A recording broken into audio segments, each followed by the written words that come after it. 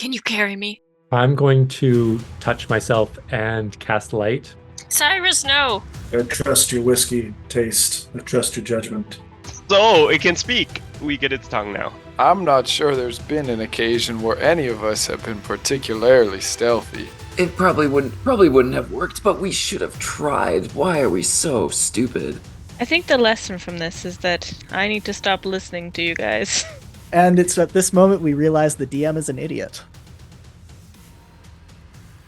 Okay, welcome to the fourth episode of As Below, So Above. Our heroes were last in, what was it, Mirage Market, and you had encountered the halfling known as Buddy to some, and to Haughty in another life, William.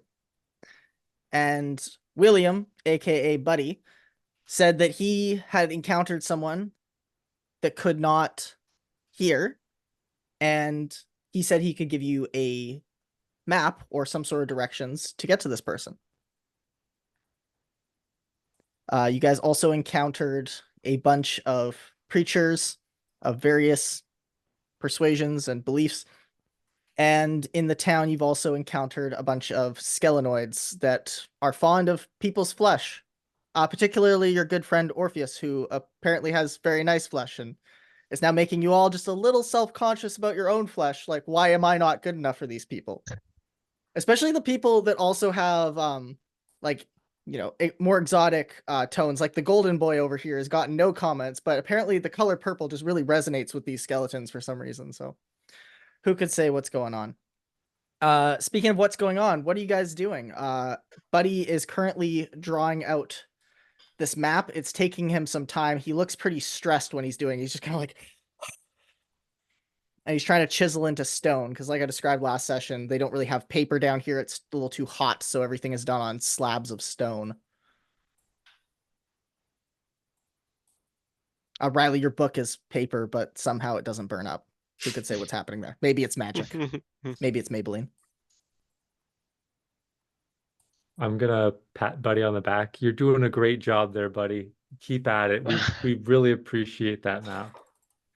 You know, Yeah, I really don't work well under pressure with you guys standing around. If you want to come back in, like, I don't know, 10 to 12 hours, maybe you'll be done. But if you stand over me like that, it's just not going to go as fast. I pat him on the back as well, probably harder than I should, and go, "Yes, you are my buddy as well." He is like physically jarred by this. You know, when you if you give someone a good pat and they're just not expecting it, they kind of like jump back a little bit. He kind of does one of those, and he's just really startled and getting visibly more and more stressed by everything going on. Should we go see about a permit to speak in the square? Oh yes, that guy did Yeah. mention something about us needing a permit if I wanted to give any more sermons. Uh, it might be useful for down the road. I'm not like there wasn't that big of a crowd. People didn't seem that interested in learning about the divine way of Zoral, but I'm sure we can convert more people if we try. I Yeah, think we people gotta get seem started. very interested, though. Maybe switch the Ew. person we have front and center. Sorry, you want to replace me? No, not like replace you, and not me. I was thinking Orpheus we put as like the centerpiece for obvious reasons, and then you can sort of be off to the side. I think people would respond to maybe a more silent figure if the object of their adoration is like a little more out of reach. So we have her elevated, little to the side. We have you sort of around. So Orpheus is the one who passes on my teachings, and I am the stoic figure that Orpheus is talking about. Reverse that. I am talking about Orpheus. Yes. Orpheus, what are your beliefs? That's a big question. I think I'm still figuring out what my beliefs are. Hmm. But Have listening to you has you helped. thought about converting to the House of Zoral? I don't think it's the right time in my life to do something that drastic necessarily.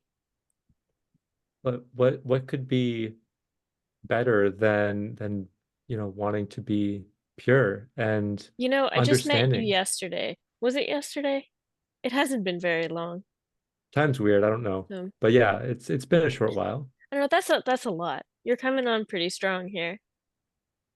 I understand these things take time. We need to build our relationship, and you need to understand what it really means to be part of the House of Zoral. So I totally Sorry, understand this you this want might to be take on me. time. There might be a little bit of a miscommunication here. I was thinking in terms of immediate benefit to us rather than what one might call genuine conversion of ourselves or the people.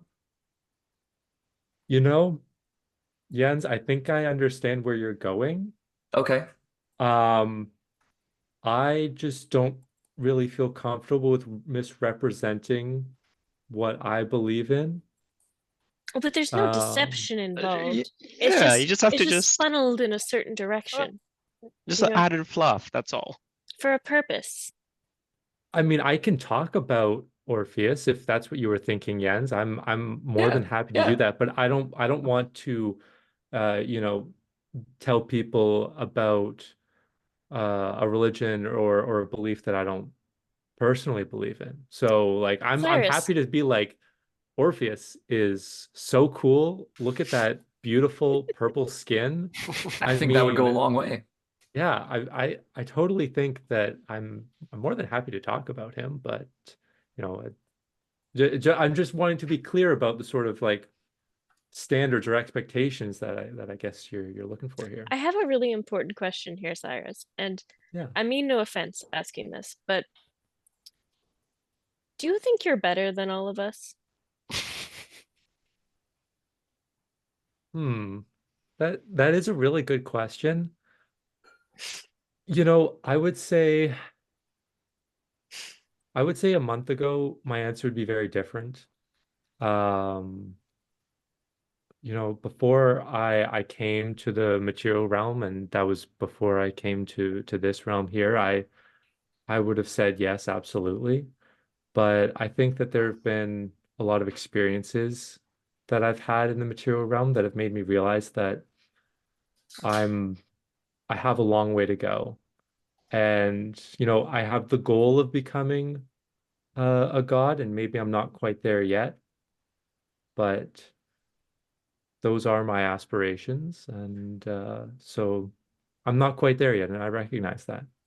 So I'm not better than Cyrus anyone continues here. to give this speech, you guys hear the piercing of a knife, and Cyrus, you feel a sting in your back, and someone behind you goes, "Yes, gold, the color I was missing." Would everyone please roll initiative? Hey, Okay. Was I talking too much again? No. Fair. I have timers. What's my initiative bonus here? Ooh, -1. Only. Yeah, I know. I constructed one. One not natural. It's an important distinction.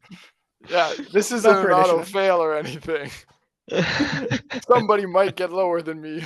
Yeah, exactly. Looks like we rolled pretty well. Oh, and Most Oh, of speak us. for yourself. Conrad, Cyrus takes one he takes poison and piercing damage from this. Poison and piercing. Cool. So mark down that you have 2 levels of exhaustion now. Okay. Oh God. No.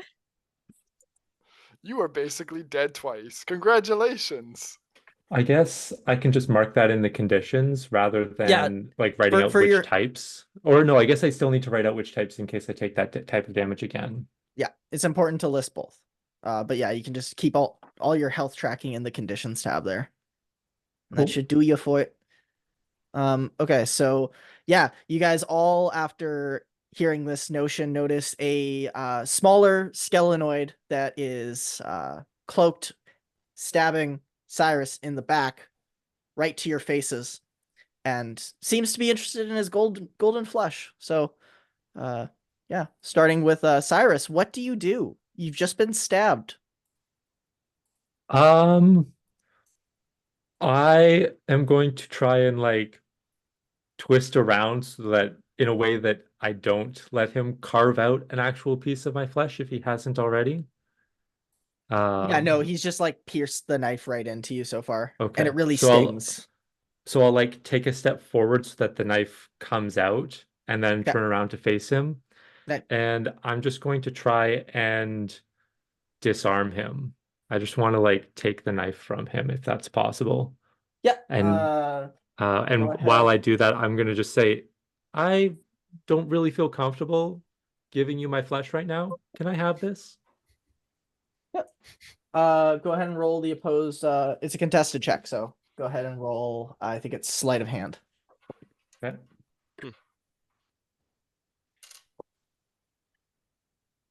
That's gonna be an 8. You try to get the dagger out of this Skelenoid's hand, but he is a little bit more nimble than you and manages to pull his arm back just outside of your reach. Fair enough. Yes. As a bonus action, I'm gonna take the parry action so that he doesn't stab me again. Good call. Speaking of not getting stabbed, Samson, it is currently your turn. Your friend Cyrus is now engaged with this skeleton, but of course there's room for you to get engaged as well. Am I close enough to engage Oh physically? yeah. Yeah, you guys were all huddled around a corner, or huddled around like a circle, so you're not like Can I just so far away. pick him up and just kind of pick him up by his shoulders and just kind of like carry him and like hold him in the air and be like, you don't get to do that. Stop doing that. Yeah, to pick him up, just roll a grapple check. So that's another contested check. So that's gonna be your athletics versus his dexterity or athletics. It's looking great. 11. Unfortunately, he manages to wiggle out of your grasp and just escape Slippery and your all hands. Goddamn. Yeah. He's a weaselly little bag of bones over here. Hati, your turn to take a crack at this guy. I'll just say to him that wasn't very nice and try and tackle him this time. Hey. When you say tackle, do you want to try and grapple him, or do you want to shove him over, knocking him prone? Grapple him. Grapple him? Okay. Grapple him. Yeah. Post check? So. Nat 1. Nice. Yeah, you try to grab him, but almost in a comical cartoon fashion, he's here, runs away, and then with like 4 to 5 seconds of delay, you just go, nope, don't go. Almost got him. Yep. So And- close. Nearly Similar- escaped. Similar to Cyrus, I will also take the parry action as the bonus action. And okay, so that's good. Just a callback, Cyrus. It was actually still athletics and acrobatics according to the DMG for disarm, but I don't think that modifier would make a difference because it's probably the same for you, isn't it? It would have been one more. Would have been So one it would more. have been a 9 instead of an 8. Still wouldn't have cut it. Cool. It's like I know it's in the DMG, but I can't remember what it is, so I'll just call it quick. Orpheus, mess him up Right. or don't. Like He's those just are a the little guy. options. He is just a little guy. I did describe him as smaller than the average Skelenoid. I would like to intimidate him. Okay. By yelling, I could use some bone broth. I'm very hungry. And then take out my horn and do like a wah wah wah wah. Nice. Roll the intimidation, please.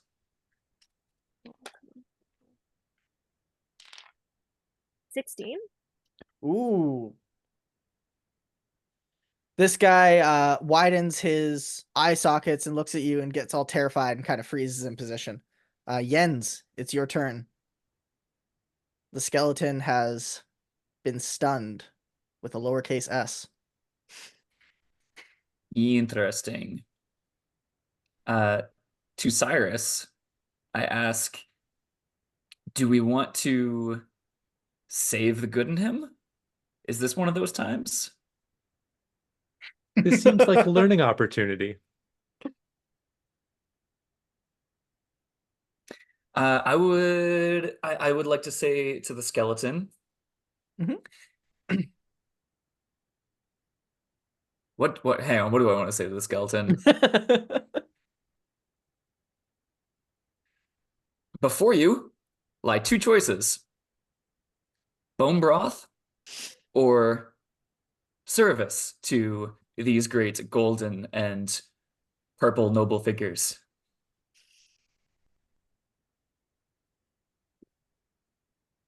Roll me an intimidation. Okay. Is that still charisma based? Yeah. Yep. Okay. Okay. A 15.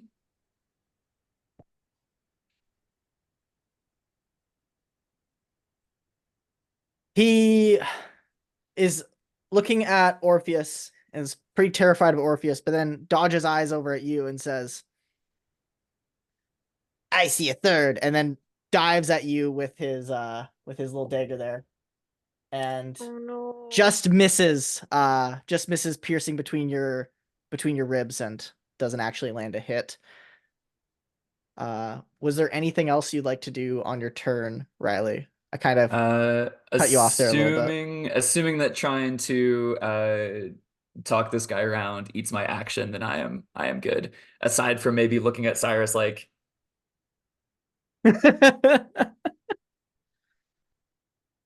And with the look of, we go to Varro, or yeah, Varro.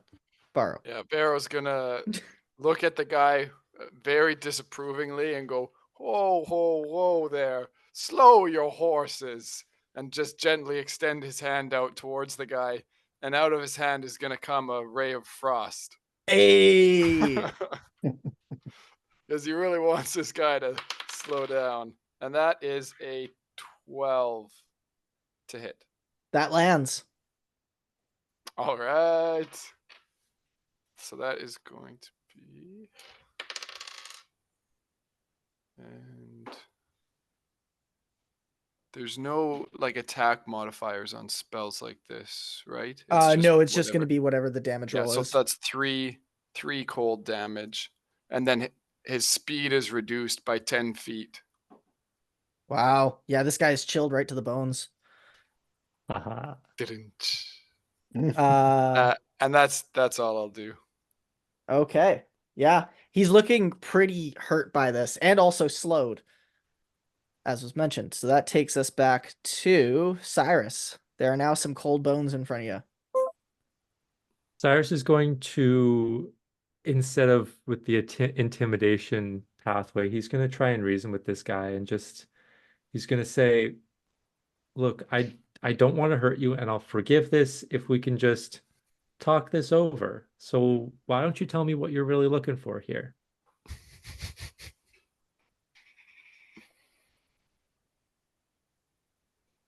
Roll me a persuasion, please. Okay. 16. He looks at you, looks at Orpheus, who he's scared of, looks at Vero, who he's a little cold on. I'm gonna keep throwing out bad puns today. That's my MO. And then looks over at you and says, in a little bit more intimidated voice than he's had in the past, says, I want the golden flesh. Well, I like And then he my does like a very flesh. soft and timid, like, Now look, there's better ways of asking for flesh than just stabbing someone. can I have your flesh? You know, that's a very nice way of asking. However, I don't really feel like parting with it. He hisses at you and goes, "Eh," and then it's the end of your turn. Cool. I tried. Samson, it's your go.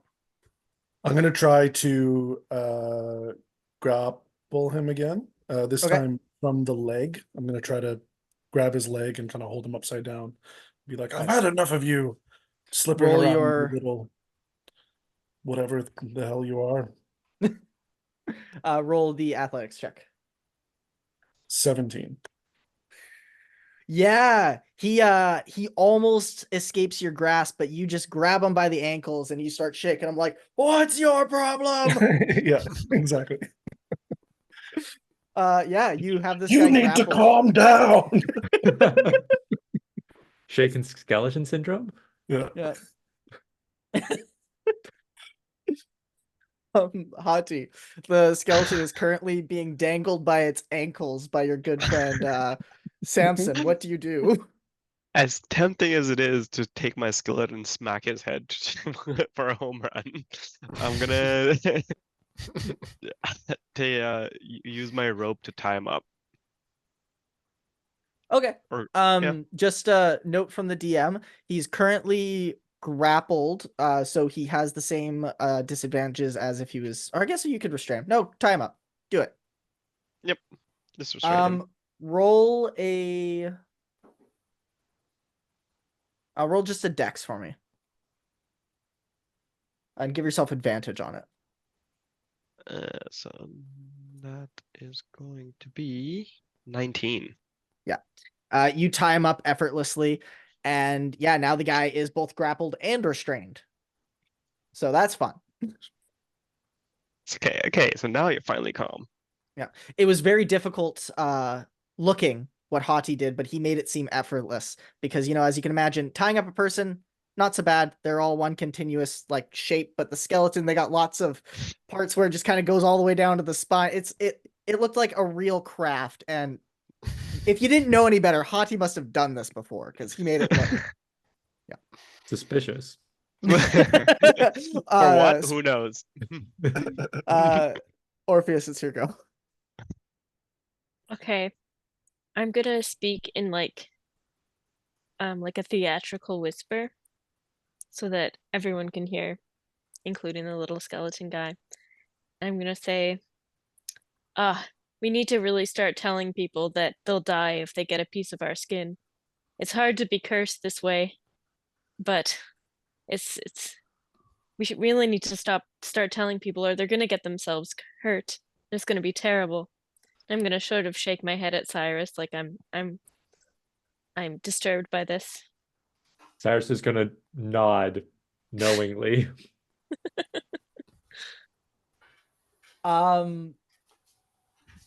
Emily, roll a deception check, please. Come on. 14. Nice.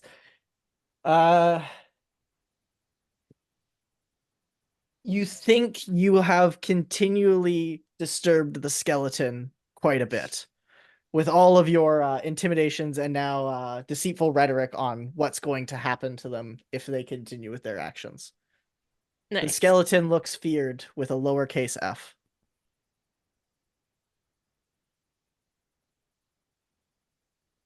And with that, we go to Hien's.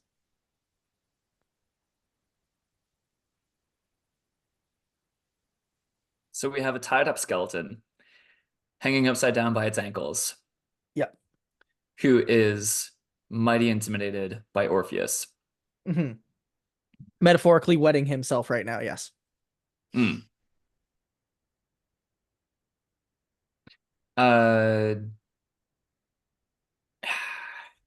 I'd also like to note, while Jens pauses here, you and the rest of your party who's currently not staring at the skeleton see like people are walking past and see this altercation going on. No one cares to get involved or say anything.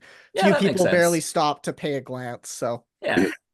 yeah, continue with your turn, please. All right, I think I'm gonna bring a few sparks, the preamble to a firebolt to my fingertips, and then move quite close to the upside down skull of the skeleton. Look, I don't know if you've noticed, but you're in hell. We are trying to get out of hell. If you help us, maybe we can take you with us. Or, and then intensify the firebolt a little bit. Cyrus is gonna quickly say, this isn't the first time he's torched a skull today either.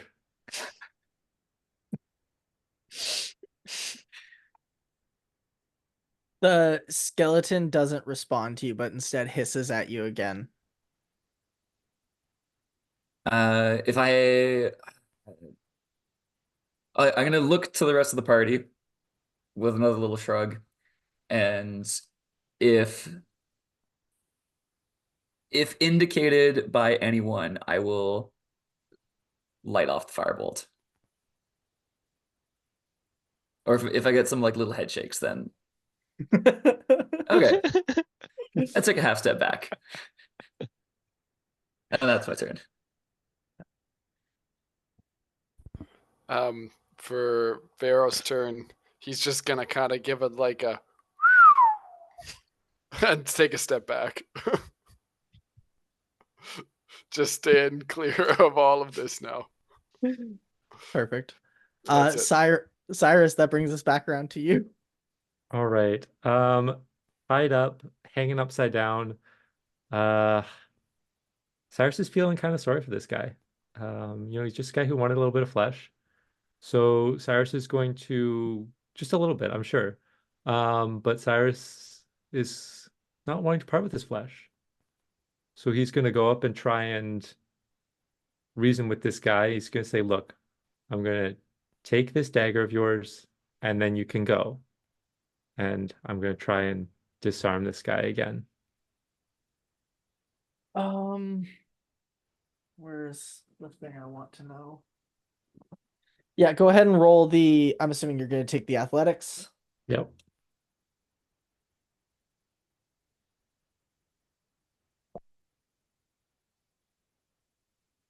And this will be with advantage because he is restrained. Cool. And by advantaged, it means normal because of exhaustion. So I don't get the disadvantage, which makes it a 17.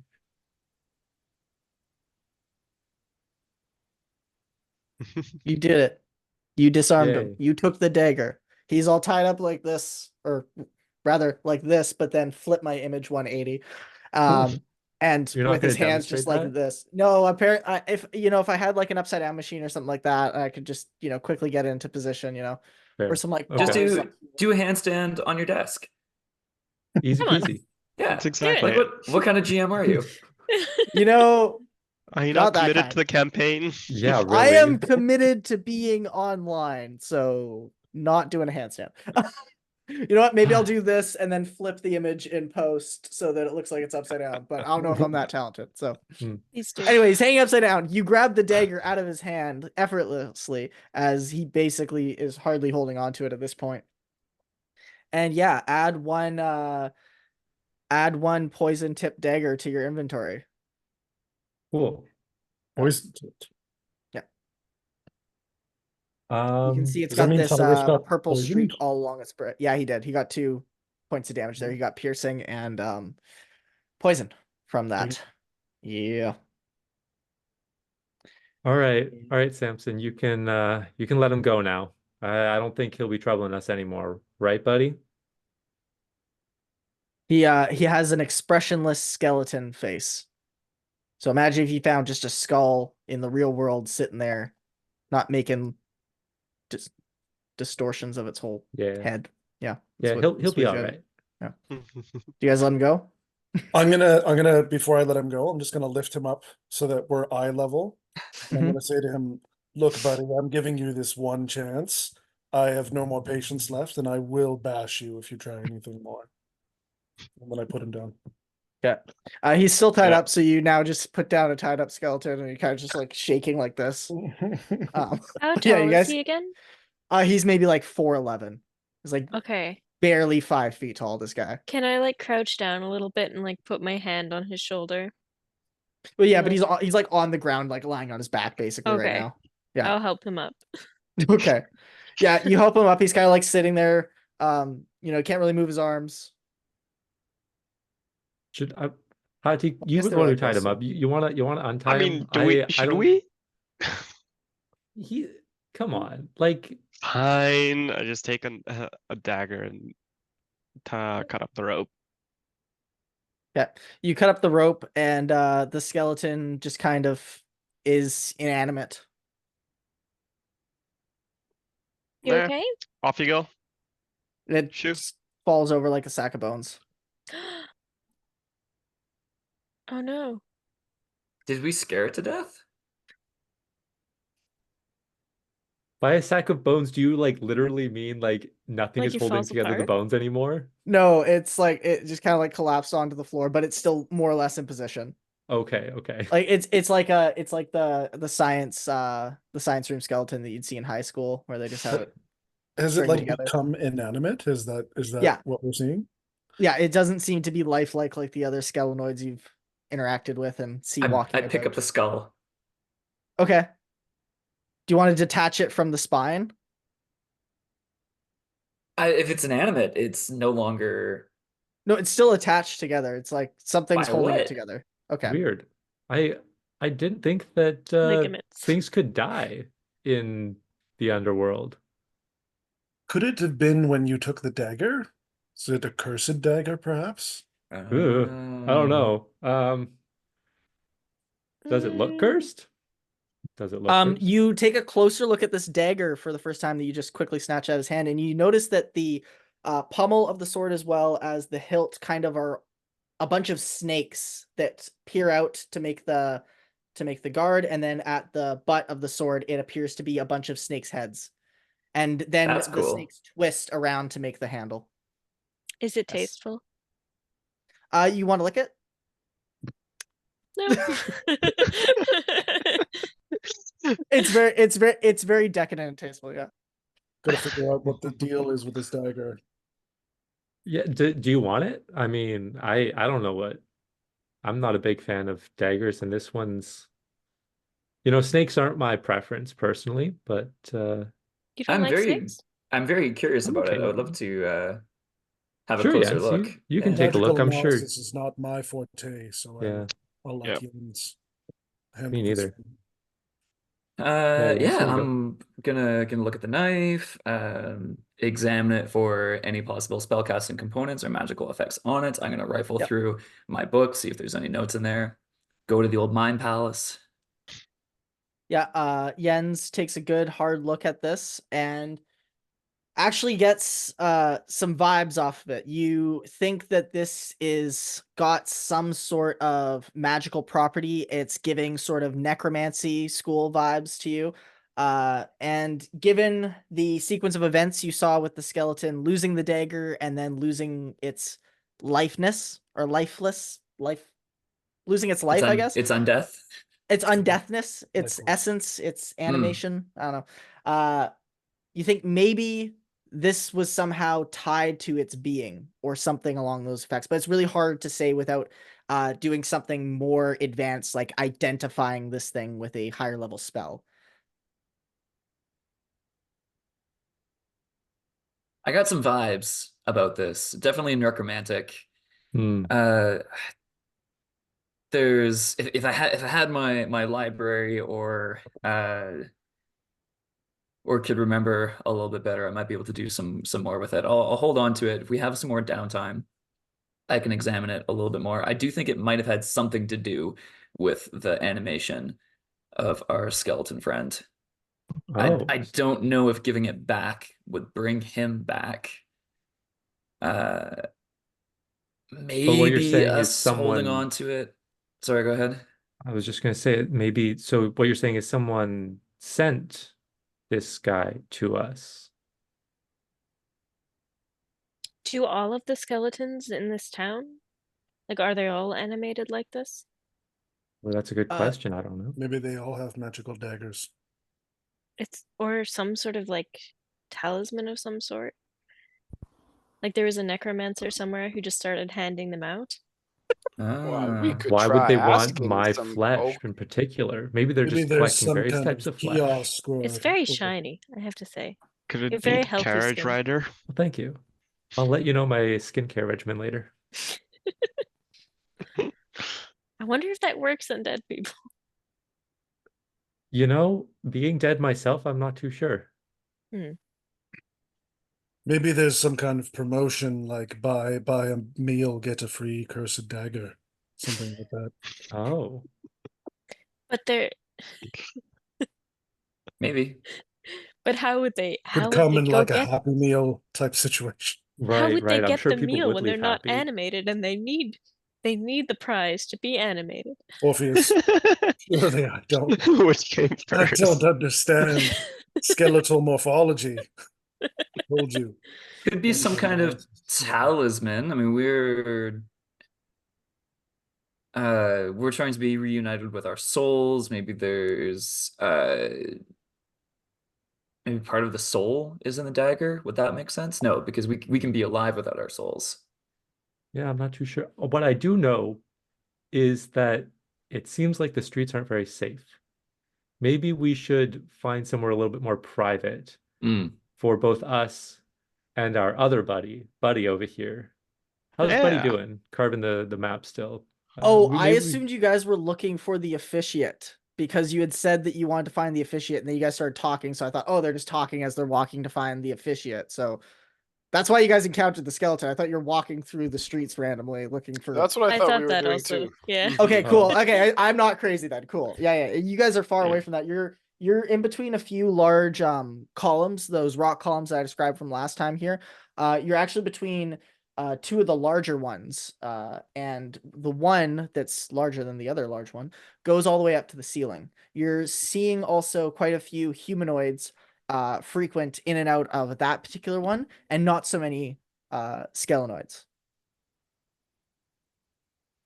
By ceiling, I remember you describing like the sky of this place earlier as distant as our sky, but a shadow or a mirror version of what was below. So does that make this thing like taller than like the tallest skyscraper? Yes. Very, Wow. very much so. Yeah. It seems to stretch up. You'd say, this is where my ignorance of how high the atmosphere is. I was gonna say 100 kilometers, but I think that's way too high to be relative to the sky. I think it's like several kilometers. Like, so I'm gonna look at you because I don't know about that. anyone know about sciencey things? Let me mean, consult the grimoire. Isn't Everest like a kilometer? That's what I was Everest, thinking. think, Yeah. 2.5. Like, oh wait, no. Wait, But no, like it's in the ballpark one of and a like half. 1 to 10 kilometers. Like so Yeah. 100 Yeah. kilometers is quite a lot. Yes, Let's- 100 let's- kilometers is a lot. Let's say it is. You'd say somewhere between 10 to 20 miles high. At that distance, it's very hard to say. Fair enough. Right. Everest is 9 kilometers. Oh, The atmosphere is 9 kilometers. Okay. So 10 to No, 20 not the miles atmosphere. Everest. Everest is. Everest. Okay. Apparently, Earth's atmosphere is typically thought to stop a little over 100 kilometers from the surface. That's my first guess, yes. With apparent, I assume like trace elements to 630,000 kilometers, which is wild.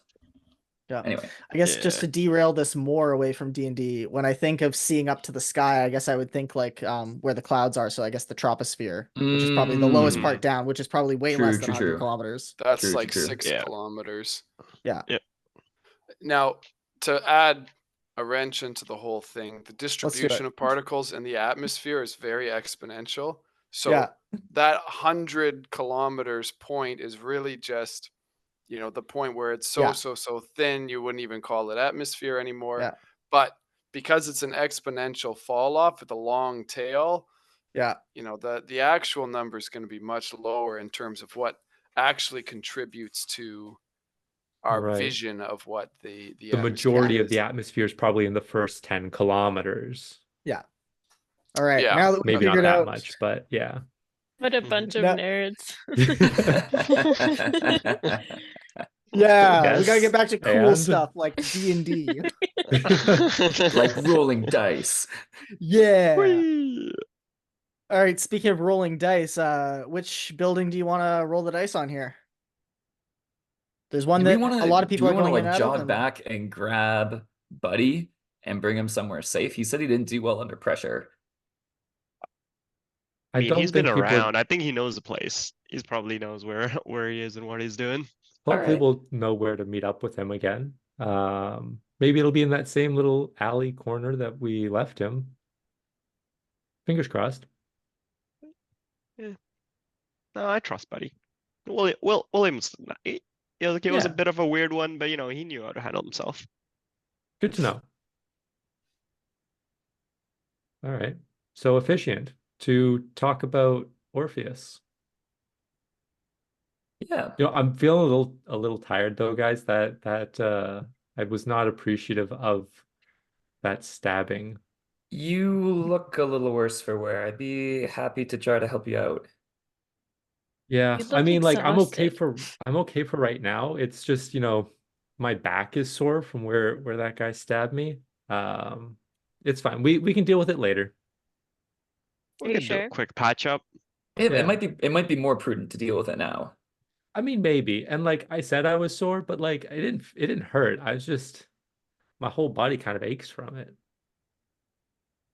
It's not a big deal though. We're It's fine. it's We're okay to be fine. tired. fine. We're here to help you. It's important to ask for help when you need help. I appreciate that. Um, I feel very selfish just, having the whole party weigh on me. Maybe we can find the Efficient and, start that process and then like sort of do two things at once. At the party. No, Like no, no, in no. case there's a Like lot of just like paperwork or something? talk to the Efficient, get the paperwork all sorted Mm. while like I'm just getting stitched up or something. That's all. This Okay. is hell after all. There's gonna be lots of paperwork. Yep. I mean, they have nothing else to spend their time on. They may as well come up with elaborate paperwork processes. Yeah, exactly. And we are in hell. It's what you'd expect. Yeah, nothing less. Where do you guys want to venture to? There are the two column structures here. You could also go exploring around.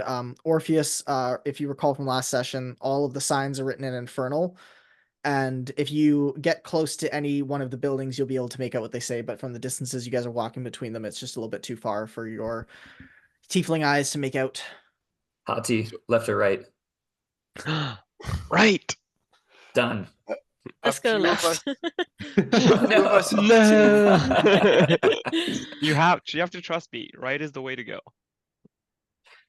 in the main square, we had seen where the building is, where the Efficient went. So would we be able to just backtrack to the main square first? Did you see where he went, or did he just go off somewhere? We Or did I saw say- him go into like a specific building that was quite large and opulent. Right. That was just off the main square. Probably to the right of the main square. Exactly. Yes. From where you are now, you don't see that building. You guys are very far away from the preacher's party, Right, as but- Buddy But called if it. we could navigate to the square, Yeah, so you guys spend some time navigating to the square. You make some turns here and there, and you start to see that big pit where everyone was preaching, except now it appears that time has passed and there's no one there. In fact, all you see now are those crates that people were making into stages, kind of all arranged in random structures. You see some humanoid kids that appear to have stacked them into some kind of crate box fort, and they're playing around with that. But there's nothing That's really very going cute. on. It's very wholesome. So why do we want to get the license again? To recruit I- followers to help us in our mission to regain our souls and return to the world and save it. Not many people around Wow. at this time. But As like you for may later, notice. like maybe there's a specific like preacher time. And right now it's kids in a fort time. I get that, but I thought We we're could build leaving a in like fort. 3 or 4 hours or however long it takes. Well, it's gonna take Buddy, he said it was like gonna be 10 hours or something. So we've got some time to explore the city at least, and we may come back. We might That's come right. back. we'll see what the process is. It's like we're just exploring the town because we've got 10 hours to kill. We might get stuck here for centuries. It's important to have fallbacks. It's very true. That's true. I agree. Let's start a cult. It's It's not a D&D, cult. there has to be a cult. It's a religious following. That's what they all say. I go, Mhm. right. Sounds like a really good Now hint. you're getting it. Cyrus is completely oblivious. Okay, so we go into the Head on building. in. Yep. DM is rolling some dice. Why? Everyone panic. We're just going into a building. How complicated. I look all over the room. No, it's just Look- good luck dice. It's how many free drinks we're gonna get. Exactly. Hmm. But I'll- Hati, Darrow, and Jens, you realize that you have no idea how much time has passed.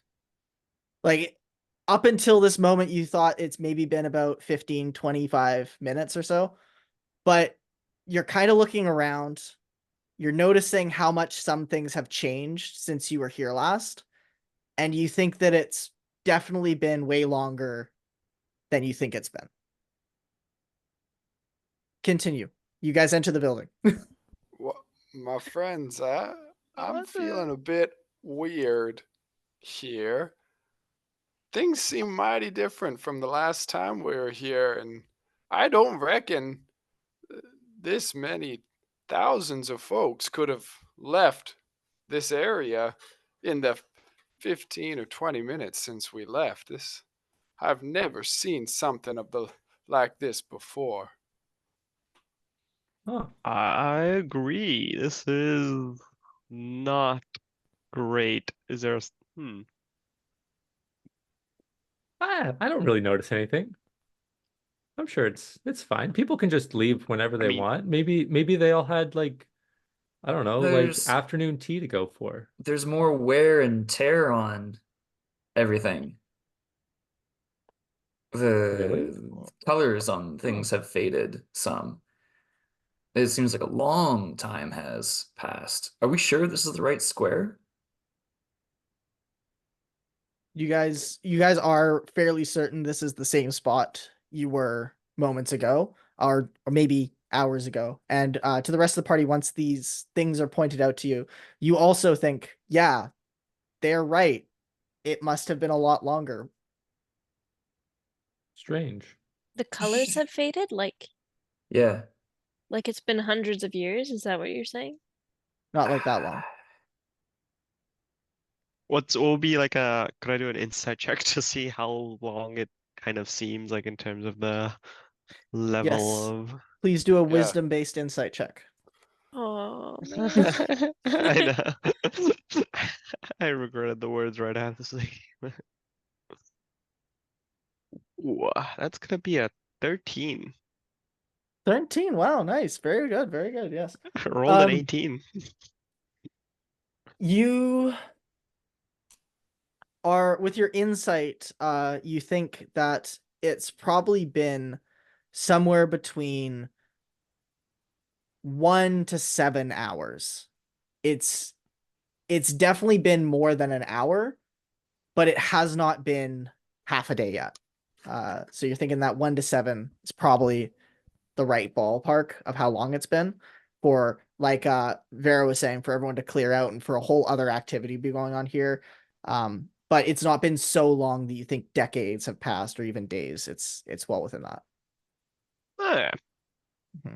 So my guess would be it's been about a couple hours or so. So, I think we still have a bit of time before we have to meet up with Buddy. So, If it takes another 5 hours for us to get back to him, that would be a better time. I think we should stay a little closer.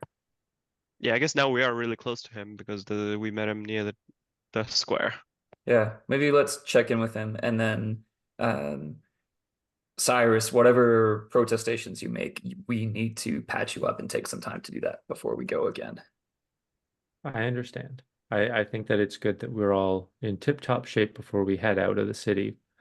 Although it seems like it's just as dangerous inside the city. Mm. We can deal with little guys. Indeed. Upon entering the building, as I assume that's still what you guys want to do. Yes. No? Yen's at least is much more keen on finding Buddy again. That seems much more important at the moment. Okay. Do Well, you we've voice come this all to the party? way. We've come all the We'll way. just check in. It'll be What's another 10 fine. hours? He said that he needed at least 10 to 12 hours. We're still fine. It could be like just an hour or so since we've been here. Unless time doesn't progress linearly, whether slowly or quickly or normally, maybe the longer we're away, the faster faster time is gonna pass. Maybe we get back there and he's old. Maybe he dies. Cyrus's We're all eyes dead. just glaze over. Just, huh? Let's do this quick. Let's go. All right. I understand Also, that. while we're going in, I'm gonna pull Jens to the side, like, hey, can I look at that dagger? You said it was magical, right? Yeah, by all means, have a look.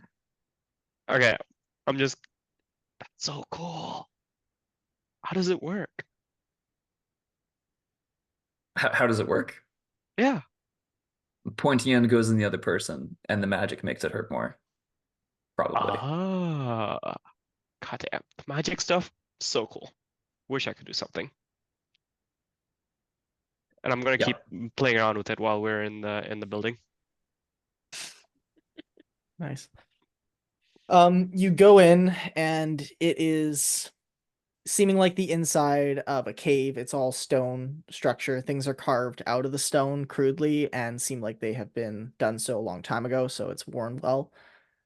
You look onto the wall and there is a large script that seems to go all the way to the ceiling, which is about 8 or 9 feet, you'd say. And it's written out in lengths that are about 6 to 7 feet wide. It's all gibberish to everyone but Orpheus. Orpheus, you recognize this as Infernal, and it seems to be a directory. Ooh. According to this directory, it's written in you guys aren't sure because you're not really familiar with even the script of Infernal. It's not really close to anything I think the party knows language-wise. Does anyone know any of the cousins of the Infernal language? Okay, no one speaks I know like... giant. Is that a I don't cousin of Infernal? I think it's in a different language class. I don't think it crosses into the Infernal language class, but I'd have to check the background section. Giants are kind of jerks, so Hey, I had a good friend who was a giant. Don't insult them. And Orpheus, you see that the font is very small. You have to get very close to read it, and you're realizing that there are tens of thousands of floors in this structure. Would you be scanning it to see if there's any sort of officiate? What would be the words you'd be looking for? Because I imagine you don't want to take the time to read the whole directory, as that might take a while. Or maybe you want to spend like an hour or two just reading through the entire thing. Can I scan for any like leadership or bureaucratic sort of words? For sure. For sure. Give me an investigation roll.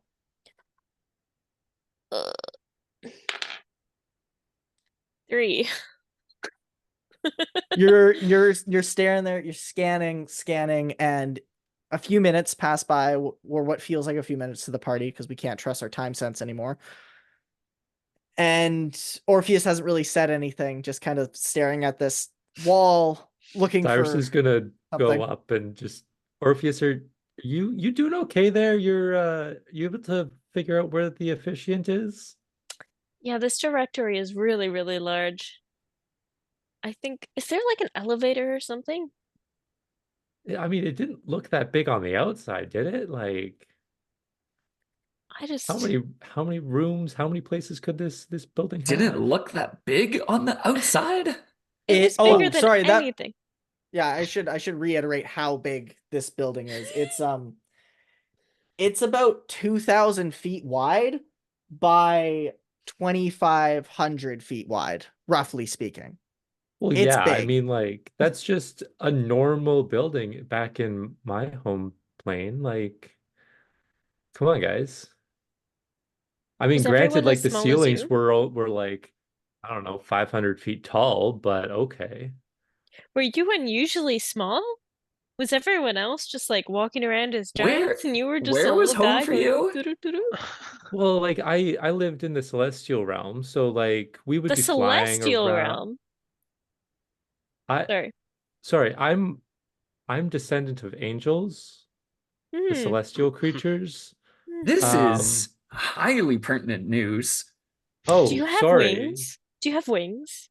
No, no, sorry. I used to sometimes. Uh, Why don't you anymore?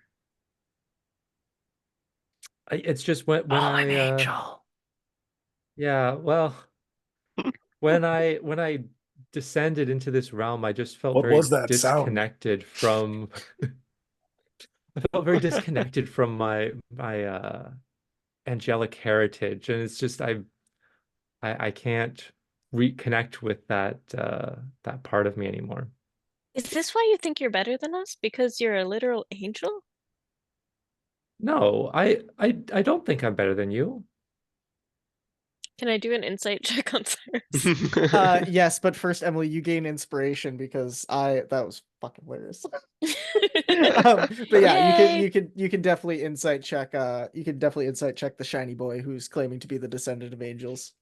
Is this wisdom or intelligence for this one? It's a wisdom one. Oh boy. That's a natural one, so -4.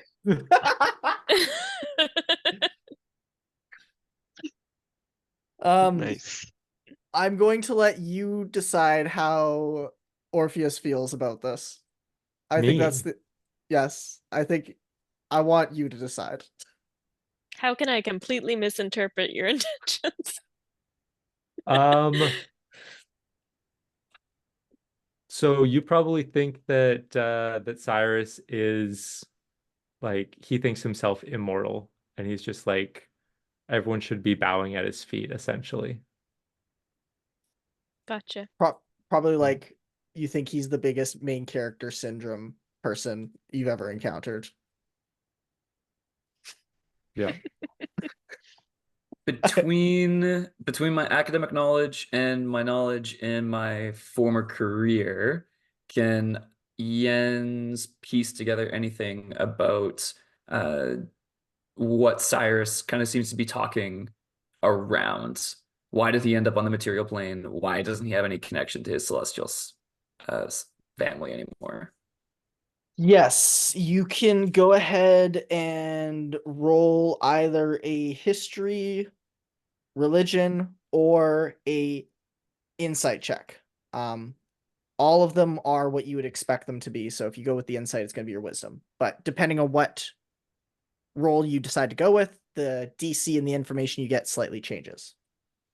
So it depends if you want to try and recall something about the religions that have to do with the celestial plane and reasons why his story makes sense that way, or if you want to recall based on history and lore of past events and maybe something like this happening that you've read about prior. I think I'm going to go with history over religion because I think Jens is quite skeptical of any religious dogma at the moment. So I actually get a positive modifier to this. That's very exciting. Yay! Nice. Oh no. I shouldn't have said anything. This is a natural one. We're doing great, guys. We're doing great. We all understand Cyrus perfectly. He is a liar. This has never happened once before. In fact, you've read cases of people exclaiming how this could never possibly happen, and that the last few people that tried to claim it turned out to be grifters. Mm. So, based off of your scholarly recollections, charlatan through and through. Is he even an Azamar? maybe he's just a humanoid that colored his skin gold. Cyrus, I don't think you It's need very hard to tell. any insight check to see the disappointment in Yen's face. Oh my god. And he just kind of As the pats you party on the is shoulder. scrutinizing Cyrus, Samson, who has not been able to bonk something in quite a while, has been scanning the room looking for something to bonk. And everyone had appeared to have missed this, but there is a statue of a gargoyle over in the corner that's just kind of precariously on a rock, just a little bit away from the wall. And Samson, you were staring at this thing thinking, if only that gargoyle was an actual creature, then maybe I could bonk it. And you see the thing blink at you. What do you do? Oh, I'm just trying to think of the most effective way to bonk this thing.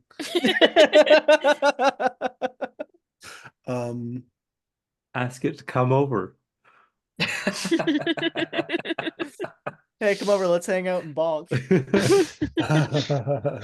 Nice. D&D Pick and it up for a bonk? nice dinner.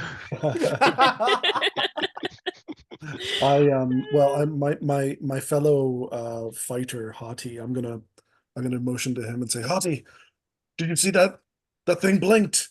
It's a monster. What? What thing? That statue, that gargoyle. You see it when it's pointed out to you. And I'd see it blink?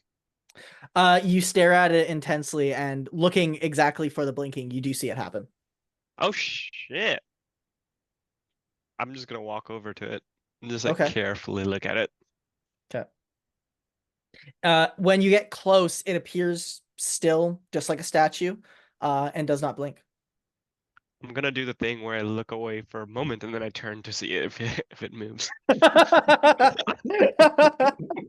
Roll acrobatics. Tried and true. Acrobatics. Oh, that's a 19. I'm very convincing. Yeah, you turn around and then with an elegance about you, just spin around really fast, and you do catch the thing blinking, and it even wipes its nose with its talon or its hand paw. I don't know if a gargoyle has talons or not. Caught it. Who are you? You ask it who it is. Yeah. It's a fair question. It doesn't respond, and when you're there for more than just that brief moment where you caught it moving, it again is like a statue. Everyone notices this at this point because Octi is being very obvious in the corner with the gargoyle. Orpheus, why don't you go ask it something in Infernal? You know, Cyrus, if you're so much better than us, why don't you go do that yourself? Oh! Cyrus is gonna go sit in the corner. Oh no! Orpheus. After the disapproving looks So and these mean. mean comments, Cyrus is just gonna go sit in the corner. This is great. He's probably gonna go pray for a little bit, but yeah.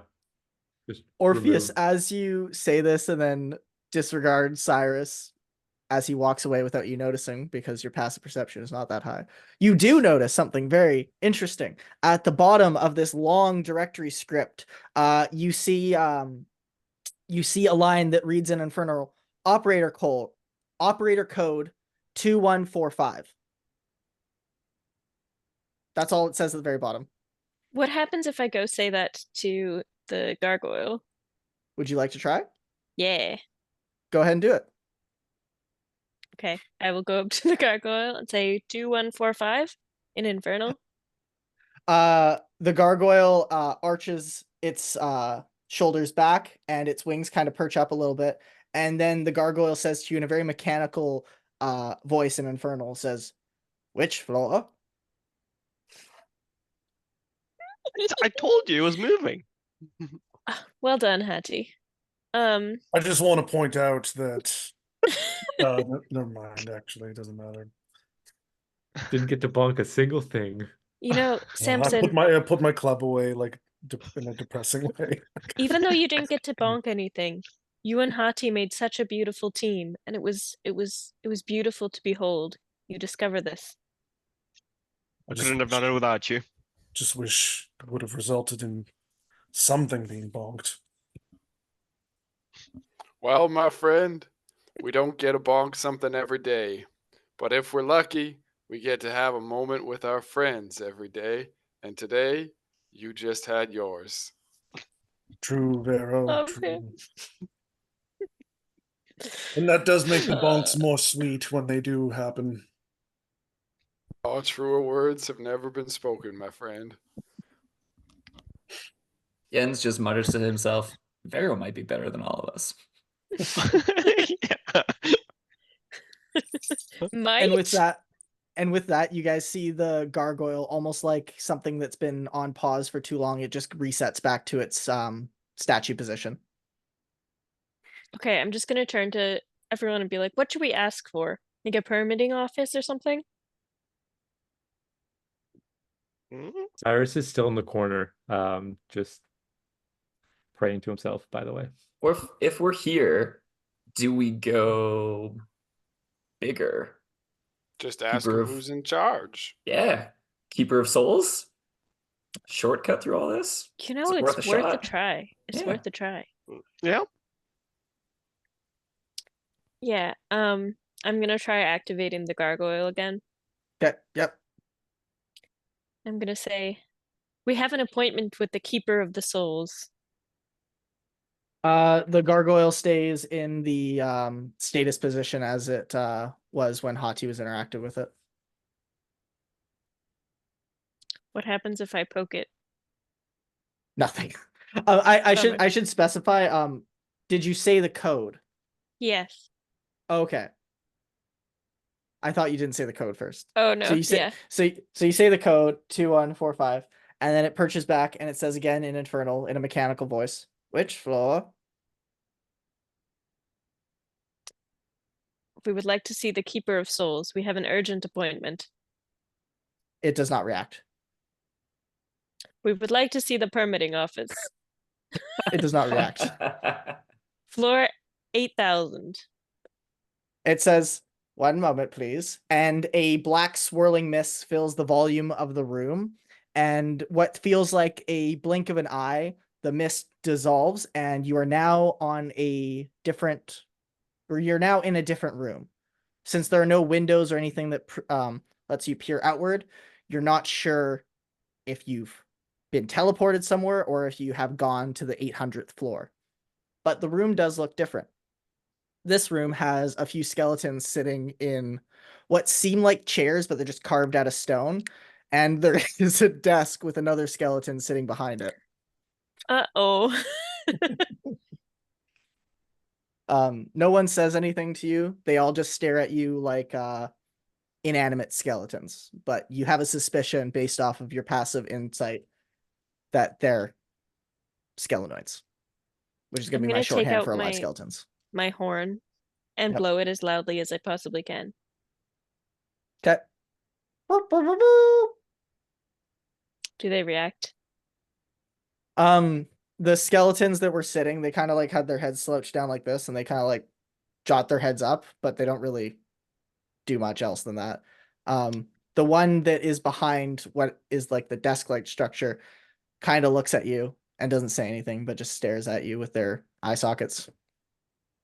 Did the mist bring all of us up, including Cyrus, even though he was off by himself? Yeah, everyone in the room was brought up. Yeah.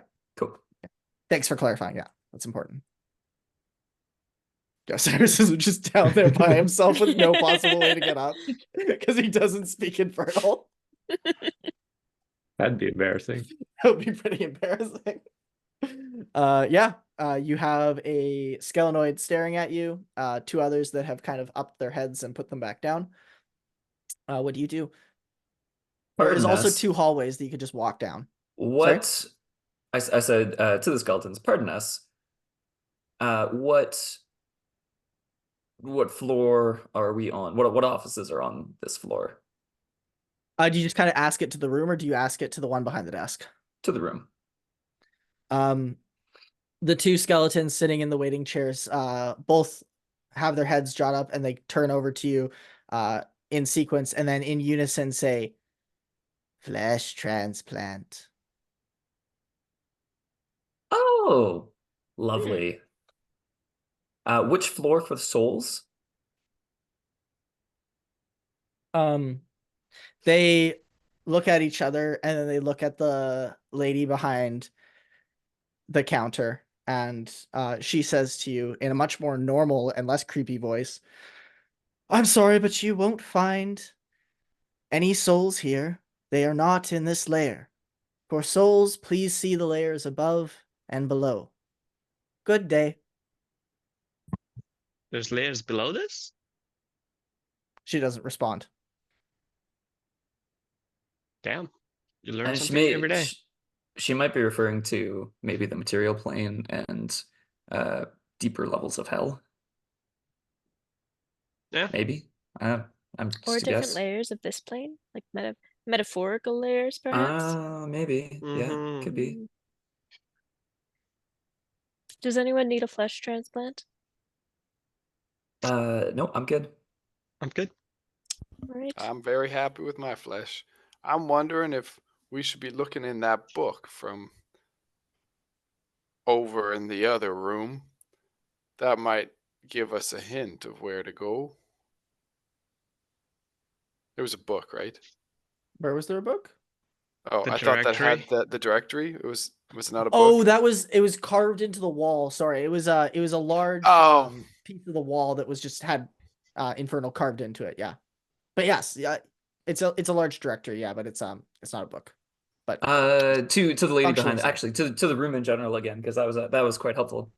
Which floor for preaching permits? The two skeletons sitting in the waiting chairs, they don't appear to move.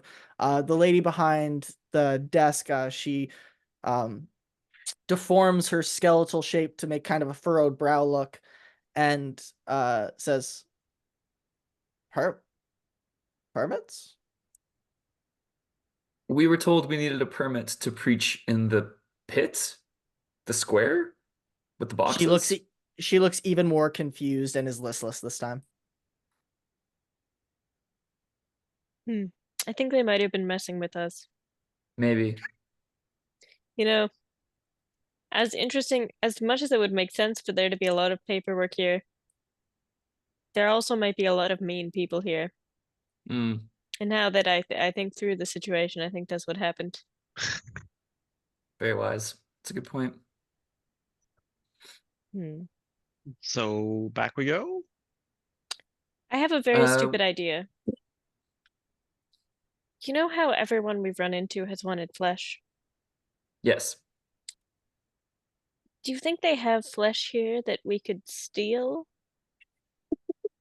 That's not a stupid idea at all. And then There we are can two barter with the hallways. flesh? Because if it's not really stealing if they've already stolen it from someone else. Well, I do think that still counts as stealing. Yes, Ooh, my friends. I we're think you're talking liberating. about taking something from somebody who has almost nothing. And I wouldn't be able to stand behind taking something from somebody who already has nothing. No. Don't worry about that, Vero. I If think nobody gets hurt, I think it's okay. I think if they're coming up here to get a flesh transplant, they must be like the underworld equivalent of cash loaded. Yeah, they're the We're underworld really going to be bourgeoisie, stealing if from the you rich, will. giving to the poor here, which I think for some gods is quite a holy divine act. You know, Well, I would agree with that. I think that the people without flesh, like the skelenoids without flesh down there, I think they never have a chance to truly get flesh, which is why they're so desperate to take it from us. And perhaps if we had some, we could spread some joy and hope throughout this dismal place. well, where I'm from, material riches don't mean much. But the good stock that I come from, we were rich in friendships and we were rich in good health. And I take it that these folks, whether or not they have material riches, don't matter much. What they're looking for is wealth and good health and good friends, and I think they're all lacking in good friends, and so I consider a man poor if he's lacking in flesh in this forsaken land. Indeed, indeed. And we're going to free up some flesh to, as Orpheus says, brighten up the place. And in so doing, perhaps give ourselves a little bit of currency to further our own goal of reclaiming our souls, returning to the mortal plane, and saving the world, as one does. That was an excellent summary, I have to say. Ah, thank you. I am fully convinced. So Cyrus flesh heist. will be This is a finished great with his idea. prayer at this point, reviewing the tenets of Zoral, and will be rejoining the party at this time. He didn't really catch everything that everyone was saying, but he understood that you were talking about flesh in general. I think there's only one question left to ask. Hati, left or right? Left. We go down. Mixing it Jens up. starts going down the left hallway. So Hati calls that we should go left. So the way Hati is standing, left is that way, I decided, which is away from where the clerk is and the two people waiting. So if you can kind of think on one side of the wall, you have the people that are sitting in the waiting chairs, and then on the other side is where the lady behind the desk is. The desk does one of those L shapes, and you guys are kind of over here. So left is this way. And Yep. it bends around a corner. Who's all going? And tell me how you guys do it. Going. Pharaoh's gonna stay behind and just say, "Well, I can't control what y'all do, but I can control what I do." And then I feel so called out if Pharaoh doesn't support it. take a seat beside the skeletons. And They just act casual. they look at you and say, "Wise choice." I'll give Vero a pat on the shoulder and say, I'll make sure nothing too crazy happens. Did the skeletons and the lady hear everything we said? Oh yeah, it's not that big of a room. You guys never was once there- said that you were whispering or taking an aside or anything. You're I just feel like standing it was right next implied. So it's not a heist, it's a robbery. Yeah. Have they pressed the silent alarm yet? Maybe. No, it's a commandeering.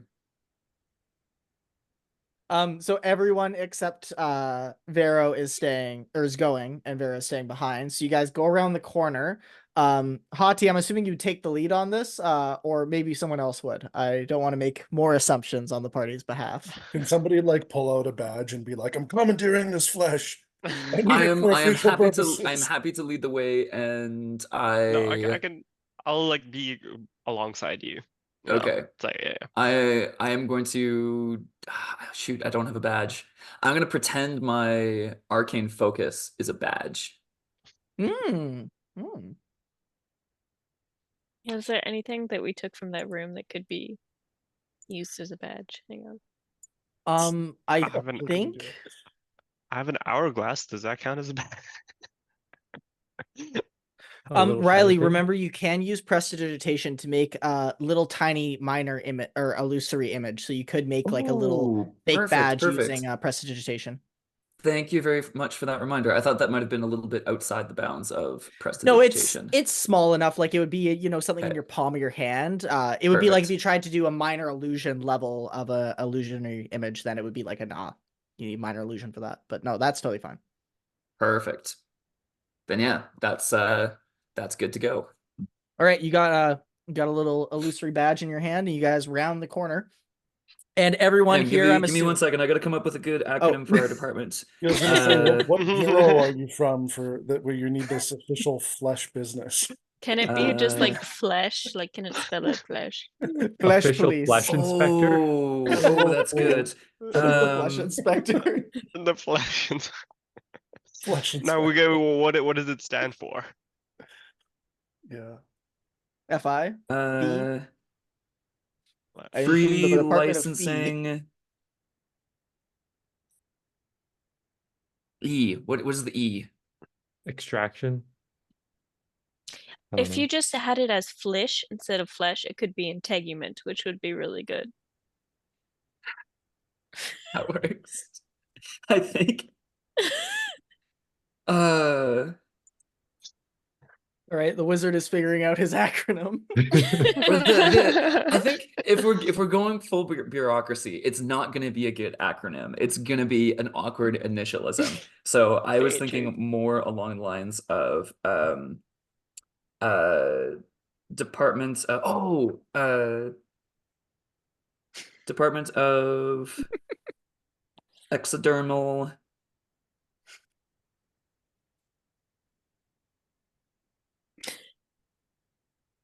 Exodermal and something. As the wizard scratches his head trying to figure out the perfect combination of words for this minor illusion.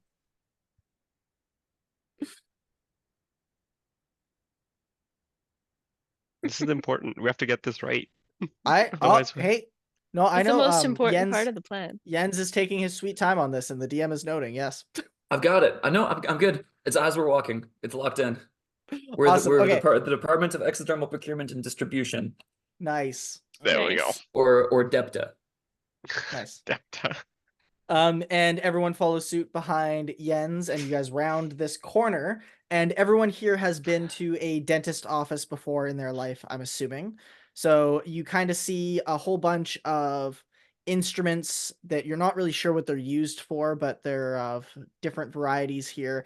And then there's some more larger, say, instruments that you maybe would find if you were in a surgical area of a hospital. And then also some instruments that seem like they more belong in a butcher shop. And there are just kind of a whole rack of this on one side and a whole rack of this on the other. And you look a little ways down the hall and you notice that on the left side, there appear to be 3 doorways. You can't see into the rooms, or you can't really see much of the doors from the angle you're at, but you guys can feel free to explore. There's also a room at the very far end of this hallway on the right side that looks like the door is a little bit more reinforced, as the hallway kind of narrows a little bit there, like curves this way, and then you can kind of see the face of that door, so it looks a little bit more sturdy than you'd assume for the average door. But again, you're not sure what the average door looks like in hell, as this is the first door you've seen. Or I guess second. There's one door on the outside. I feel like it's occurred to me at this point that we might be also rescuing prisoners, possibly. Very possibly. Let's just Or go into people this who are with an being open grown for mind, their guys. flesh or something. There, people might be willingly offering their flesh. Is Like it really you willing if were. it's under duress? Yeah, okay. Like we want to be rescuing people if their flesh is being stolen, but if they're willingly selling their flesh, Why is there such a heavy Orpheus. door? Orpheus, you see on the counter to your right a pair of glasses. And these glasses stick out to you because they have very thick bands that go around. And also the lenses are quite thick, maybe about 1 inch or so. You also notice a reddish tint to these glasses. Hmm. What does it look like if I put them on? You put them on and you start seeing things a little bit differently. The hue has changed. It's more of a reddish hue, which How would Hugh describe it? how would Hugh describe it? oh, Uh, Quick. Perfect. In keeping with the puns. He would describe it as everything is just a little bit more bleak in here. Also on the counter, you're noticing something you didn't see before, which is the only way I can describe it in a tasteful way is torn pieces of flesh. Kind of like a torn piece of cloth draped over a sink. You're seeing bits and pieces of this, like maybe somewhere between half of a foot in area, or half foot squared in area, to like about 2.5 feet squared in area, various odd contours. Just like all over? Not Basically? all over, just kind of like there's a couple of basins on the on the counters there, and you're seeing some of them just kind of draped over the side, kind of like someone would a towel. Okay. If I go up and look at these pieces of flesh, like they're fairly large, right? Yeah, like I said, about half a square foot to about 2.5 square feet, but in So oblong like shapes. the like the skeletal driver, all of his little things of flesh, they were just little patches, right? Yeah, they were just like little 2.5-inch squares. So those were things that people could have reasonably given themselves, whereas these are clearly have been This looks ripped like a off of the hide. person. Yeah. Yeah. Okay. You'd say this would do some permanent damage if someone did this to you. Yeah. Okay. Cool. Yep. Do you want to keep the glasses on? I'm gonna just sort of take the glasses off and kind of wordlessly hand them to Jens. Be like, you should probably look through these. You see exactly as what I described to Orpheus Jens, the draping of flesh over the basins and the ominous reddish tint that everything now gets. So with the glasses down, I don't see the scraps of flesh on the counters. Nope. Almost as if they're being hidden by some kind of magic that this sees through. Okay. What are those glasses doing? Hold that thought. I'm gonna gather up a couple of the larger pieces on there because I mean this is what we're here for. Cyrus is gonna whisper over to Samson, I think Jens has lost it. When he Lost picks what? it up, Sorry, does it but- just look like he's holding nothing? Yeah. Like- It literally okay. looks like he's holding nothing. That's interesting. Incredible pantomime skills, though. Thank you. Oh, not No, me, I just meant Jens. Jens. Like, That- no, all that you makes as more well, sense, Riley. yeah. But Jens, it looks immaculate how he's making it seem like he's holding some sort of cloth. But also, yes, you, Riley, great pantomime.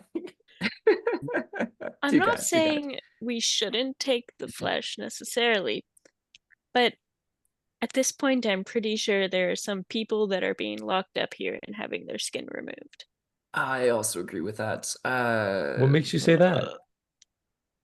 You know, I hand Cyrus the glasses. Nice. If that's the What? case, we need to make a stop. You need to put an end Okay. to this. Cyrus, you put the glasses on, and as soon as you do, before you can look around, even, Jens, would you put the flesh down, or would you have still been holding it and then kind of like one hand put it off to the side? Oh, some of it's in my pocket. Oh, okay. Okay, cool. just Add like rolled it up. Yeah. add one bit of humanoid hide to your inventory. Is it like tanned or is it like It's Fresh. it's like not a fresh? it doesn't feel that fresh.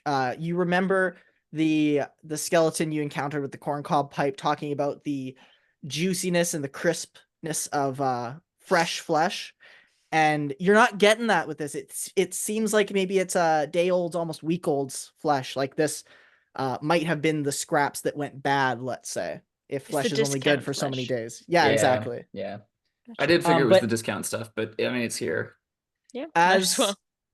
as Cyrus puts on the glasses, before you can look over at other things, everyone sees what looks like just another humanoid walk out of the room closest to you guys on the left, and he looks at you a little bit puzzled and says, "What are you doing back here?" And he just looks like a normal kind of humanoid zombie guy like you all. And Cyrus, to you, this person does not look like you at all. He looks like he's been stitched together. Like there are very obvious, crude stitching marks that are tying bits of his skin together. And he's not wearing a shirt, just kind of shorts to cover the naughty bits. And yeah, all around his arm, it seems like this is stitched together, like think Frankenstein's monster kind of stitchings. And what you hear is, "Intruders will pay with their flesh." But to the rest of you all, you just heard "What are you all doing back here?" So sorry. Didn't mean to intrude. Um, Oh, we're not intruding at all. Hold up my badge. We're from the Department of Ectodermal Procurement and Distribution. We just need to take a small sampling of some of the flesh you have on stock for purposes of quality control and redistribution. Vera, I'd just like to say that you hear most of this. It's not like it's a huge place and you're getting like a little bit of echoing, so you're kind of hearing your friends talk and you're getting about every fifth word.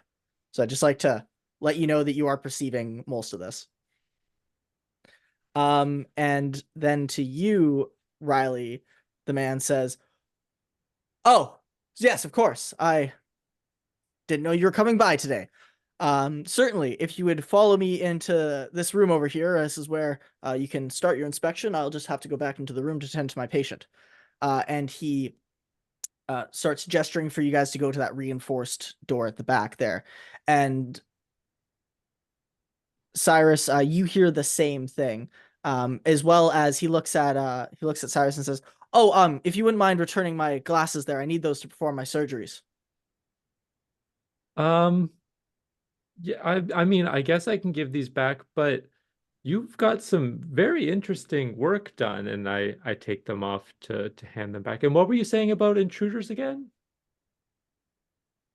You didn't hear anything. I'm gonna okay, I don't really know how prehensile tiefling tails are, but I'm gonna try to get my tail around his ankle and yank him down so that he's falls over. You're not that close to him. Like he's probably 15, 20 feet away from you. He's just Okay. kind of like gestured for Cyrus to come towards him. Can I When I- slowly creep up, and make it look natural and then do that? Yep. Roll Okay. performance, please. I'm not gonna use the natural one die. Yeah, best retire those ones. Ooh, 15. Ooh, yeah. You just kind of shimmy your way over there, make it look super casual, just like this is what everyone would have done. And yeah, go ahead and roll me a just straight dex. Okay. To try and swoop him by the legs. 16. Ooh. Nice. Yeah. Yeah, you completely get him off his feet and he's now on his back. Calling out, "Oh, this is highly inappropriate, especially in a When I- professional office." Yes, very. Orpheus, my goodness. I When have a man I've drink first. taken off the glasses, do I still see the stitching that's No, With the you just see patchwork the that he's done? normal, you see what I described to everyone else Oh, as soon as you take the okay. glasses off. Yeah. So I guess we're doing this then. Can we drag him in and close the door? Into the OR room that he came out of? Yeah. Yeah, go for it. Okay. You go drag him in there, and Do you want us to wait here or? I mean, Orpheus, it looks like he's done some work already. What, on himself? What's going on? I think this guy is probably the guy who's gonna kill us all. Oh, so we beat him up? What? I mean, I guess I'll trust your instincts on this one. But Do we know what's in that operating room? no, you guys have not seen into the room. Okay, let's just go in there. Find out. And just dentist's to office. just to be clear to the rest of you guys, he just looks like a normal humanoid, and you haven't seen anything different to that. Just Cyrus. Mhm. So you guys go I'm into the gonna- room. Would I still have the glasses, or would I have handed them back to him with him falling on the ground? Well, now I don't know he's what on would've- the ground, knocked prone, and someone was trying to grab him to drag him in. Yeah. Okay, can you roll a grapple then, please? Samson, can you help me with this? But of course. So you guys are tag teaming it? Yeah. Okay, then advantage to one of you who wants to roll it. Probably Samson. 15. Ooh. You try to grapple this man who is prone, but he does manage to escape your grasp. And then he does stand up after all that and say, I think if you're actually here for an inspection, that this would be done by now, and I wouldn't have to be dealing with this. So kindly make your way into my room or leave. Oh, and if you choose this something wasn't- else, That was an accident. I'm so sorry, and I'm gonna brush him down. You're like, sorry, I'm very, very clumsy. Oh. We were just trying to Alright, help so- you back up. Apologies.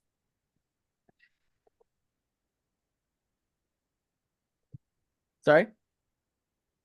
You just clean them up. Sorry, I was reading something that has nothing to do with this whole encounter. You just clean them up. Yeah, We're saying we were just trying to help you back up. just try to convince Complete him that misunderstanding. this was just As our an comrade accident. said, we're here on official flesh collection business. If you could just I do apologize for the gross clumsiness of my coworkers. If you would let us into the room, that we'll get on with our duties. Well, as I said, everything you need to inspect's in this room over here, and he's gesturing again to that reinforced door that you guys saw on the right. Perfect. Do we need a key for it, or do you mind if we help ourselves? I'll let you in. Oh, lovely. So he goes over to the room.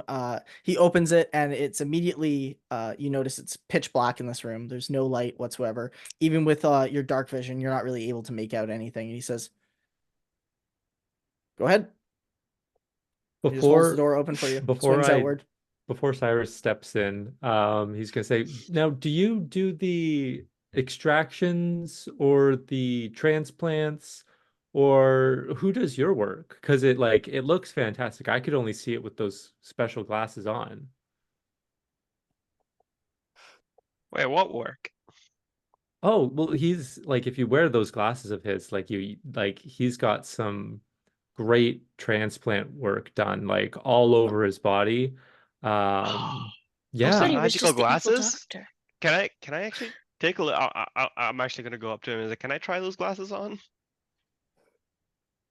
Who has the glasses? Cyrus, did you give them back to him, or did you? Did Well, you I don't know if he would have fallen to the ground with Orpheus using the tail before I would have handed them back to him Well, yet he or stood not. back up. So would you give them to him when he stood back up? I You don't have to hand them over. I'm just asking. No, no, I probably wouldn't have. I'd be a little cautious of him at this point. So I'd still be like thinking about handing them to him while I'm talking to him, trying to see what his response is going to be.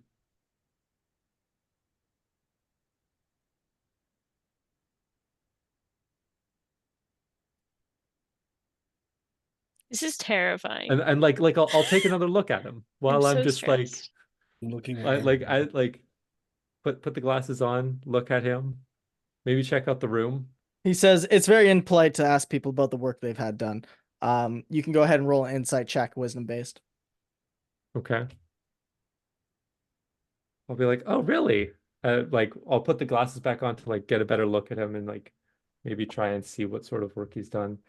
Wisdom would make it an 8.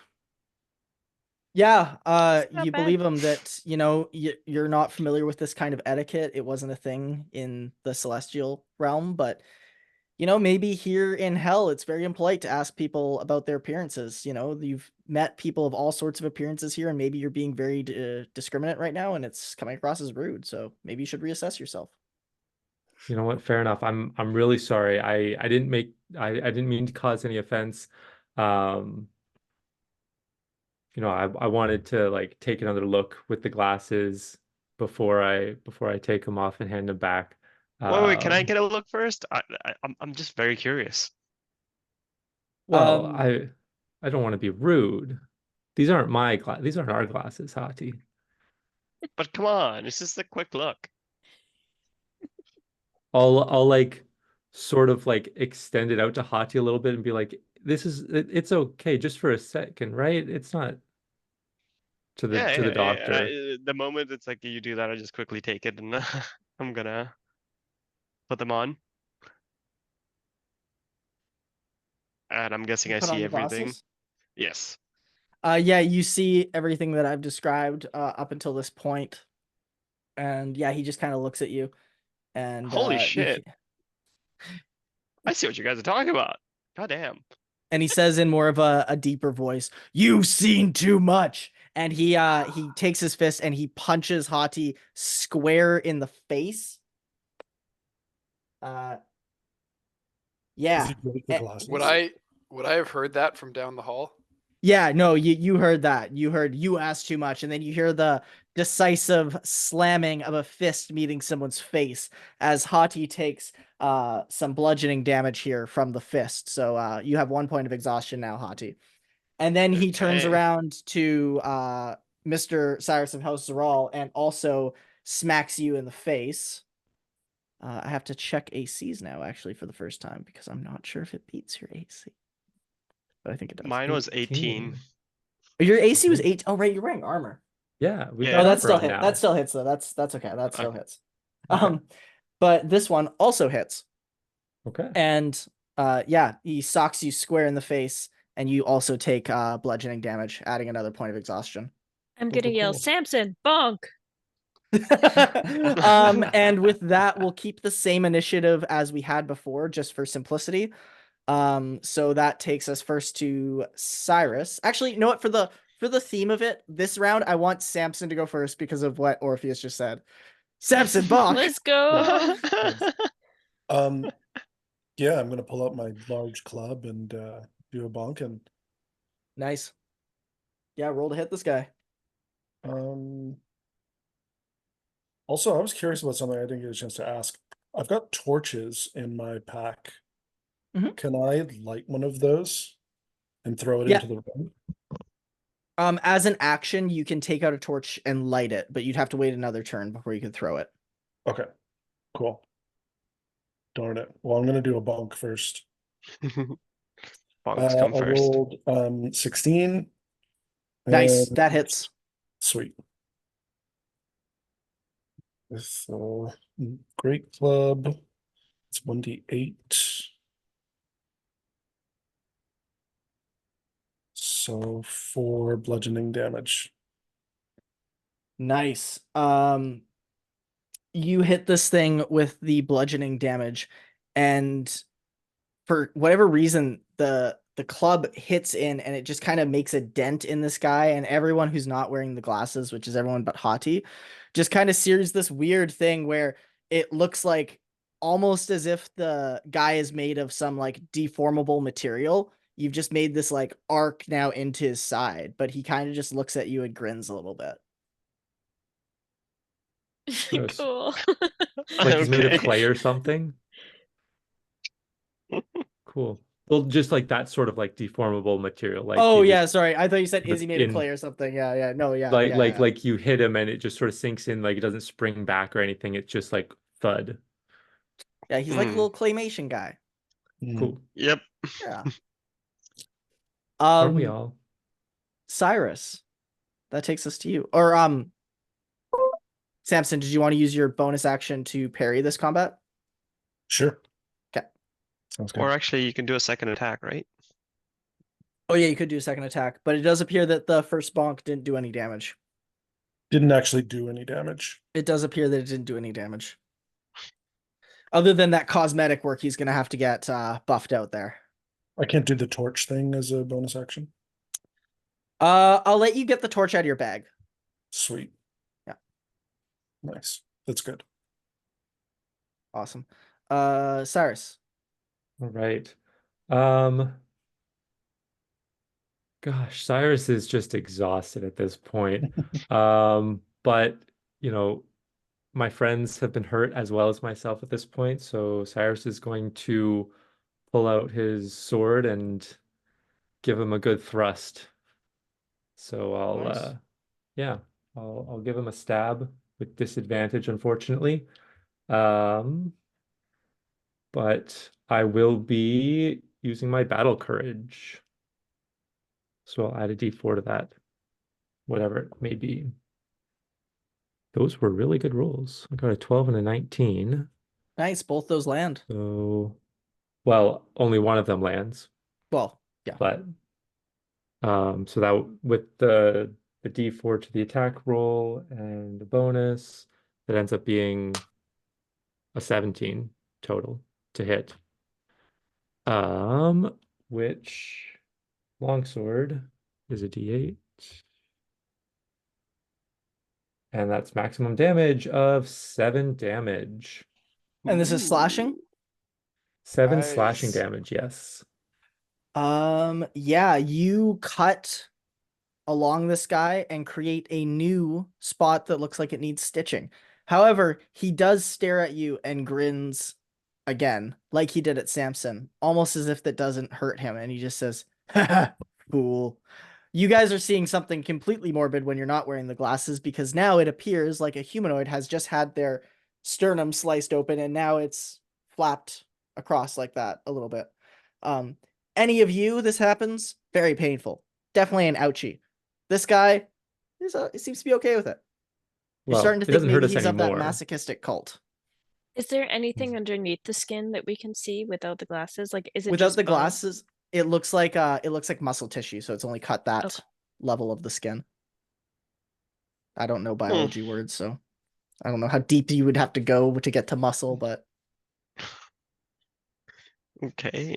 I guess I will use my bonus action to do my second attack with the battle courage. nice. So that is still with disadvantage. Yes. Not so good. That's going to be an 8 to hit. That does not quite land it. He manages to catch your sword and bash it aside with his bare hand. Fair enough.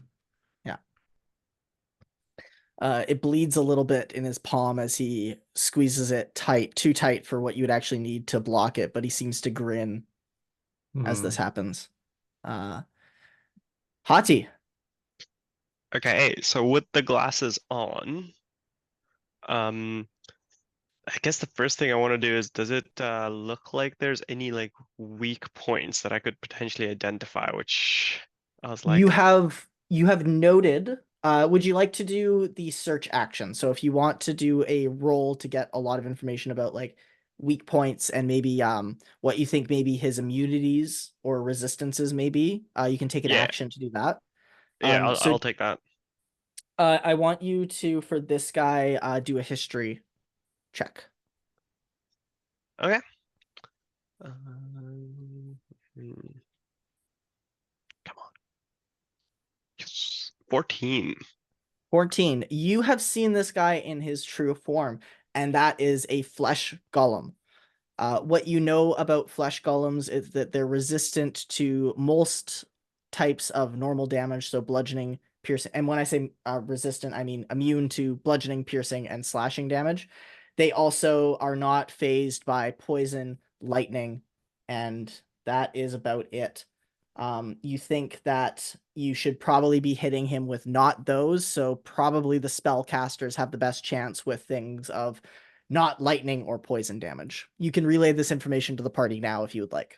Yeah, I'm definitely gonna be doing that. It's like, okay, no boink, I guess bonging or boinking on this guy. Just shoot him with fire. Fireworks. And Cold also works. cold also works. As I say that, would you allow as a using a bonus action to throw something? Oh, bonus action to throw something, no, because throwing is going to be a main action, but you can bonus action other things. Yeah, Bonus okay, action because things. well, I guess I'll use my bonus action to pick out the oil flask from my backpack. Yeah, you can and grab the oil ready flask it. from your backpack. Yeah.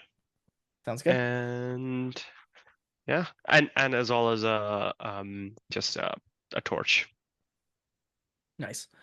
Okay, so to grab two things, basically you have like your use an object action that you can do, and I'm being loose with this, but basically like we'll say your bonus action is you rummaging around your bag, and then on your next turn you can get both those out. But you're Okay. basically like digging through your bag right now. Sure, that Yeah. works. Orpheus. I'm gonna try to recall a spell. Yeah, foggy memory. Oh shit, I was not Woo! prepared for foggy memory. Ooh, I got an 18. Okay, so basically exclude everything but the combat stuff then, right? Yeah. Nice. All right. All right, now this is where we all derail while the DM pulls up his program that rolls this for the known casters. So how's that weather treating everyone? Is it weathering? Oh, Sure is. it sure weathered. Oh, Yeah. good. Not just this Calgary has morning. There finally was a decided to weather. not snow this week, so that's exciting. Ooh, Hey. nice. It was t-shirt weather today, so I hate It to was so brag. nice. It was so nice today. It was great. Jeez. Must be Ooh. nice. It But is nice. You I'm know, not quite in a t-shirt, but I am leaving my jacket unzipped on the bike ride, which is always very fun. Ooh. Good. There you go. Emily, Orpheus recalls dissonant whispers. Ooh, I feel like that's a good one. I gotta look it up. Yeah, you can always go to the Excel sheet too, where we have the hot links for all the spells. I forgot to load that, so I'm just gonna. Yeah, Googling it's just as fast too. All right. And I can cast that this turn, right? Yeah, because it's a bonus action to recall it. Okay, I will do that. Yeah, dissonant whispers. Tis a wisdom save. Yeah, wisdom save. Flesh golems known for their wisdom. Oh shit! Oh no! He beat your wisdom save. Oh man. Okay, it still gets half as much damage. Oh, okay, that's awesome still. So go ahead and roll the damage, and I think dissonant whispers, if I remember correctly, because I don't have it pulled up and I have a foggy memory. It's psych damage. Yes. Cool. Sweet. So that's 6 damage. Nice. Yeah. He definitely felt all of that one. I was like, my skin. Said in the most sus way possible. I'm gonna have the dissonant whispers be vaguely insulting things about his skin because I feel like that will cut the deepest. Yes. The literal cuts. And he said 6 damage, right? Yep. Despite the actual cuts to his skin not being that effective. Emotional damage. Absolutely. The trauma hurts more than the cuts. It lasts a lifetime. Yep. Some wounds never heal. Speaking of wounds that never heal, Jens. It is your turn. Am I in melee with this dude? For all intents and purposes, you are just 5 feet away from melee with this guy. But you can get up Perfect. there. Then I just move another 5 feet away, and we've taken at least one long rest since I got spells, right? I can cast things now? Yes, I don't think you've cast any spells since you guys took your first long rest. Perfect. I was Yeah. pretty sure. Just wanted to double check. So you should have your 1 spell slot back. Very exciting. Bummer. I know. Riveting, right? Yeah. I am going to Magic missile. draw my fingers through the air. 1, 2, 3. After I draw like each bolt in the air, it just hovers there, and then do one of those, and they all flip at the shoot at the guy. Nice. And magic missiles just hits because it's awesome. Yeah. So roll the damage. Ooh, we got better than average. That is going to be 12 force damage. Ooh. Nice. Look at you guys. Look at me go, with the level killing spells. guys. Are you a Jedi? Because you know the Force. But you can only do it once a day. Yeah, this guy, so magic missile, remind me, does it do force damage? Does. Yeah, cool. Awesome. Yeah, That so was this the guy is joke? below. Oh yeah. Sorry. I was doing subtraction, Conrad. You know what? so Fair enough. I was not listening to anything. Full power My here. bad. 100% My CPU bad. computation right there. What is whatever his HP was minus 12. Very hard stuff. Totally. Okay, so that was awesome. Speaking of very hard stuff, Barrow, the chair you're sitting on is made of some very hard stuff. Would you like to stand up and go see what all the hubbub's about? Yes. But Okay. first, I just want to describe what Vero has been talking to the skeleton yes. people about. Yeah, So you he got lots of time. sat down and he watched his party walk down the hallway, and it caused him to contemplate life. So he starts regaling tales of beauty and woe to the skeletons beside him, but especially starts talking about tales of people who have lost everything dear to them, but in doing so have discovered joy in things that they previously overlooked.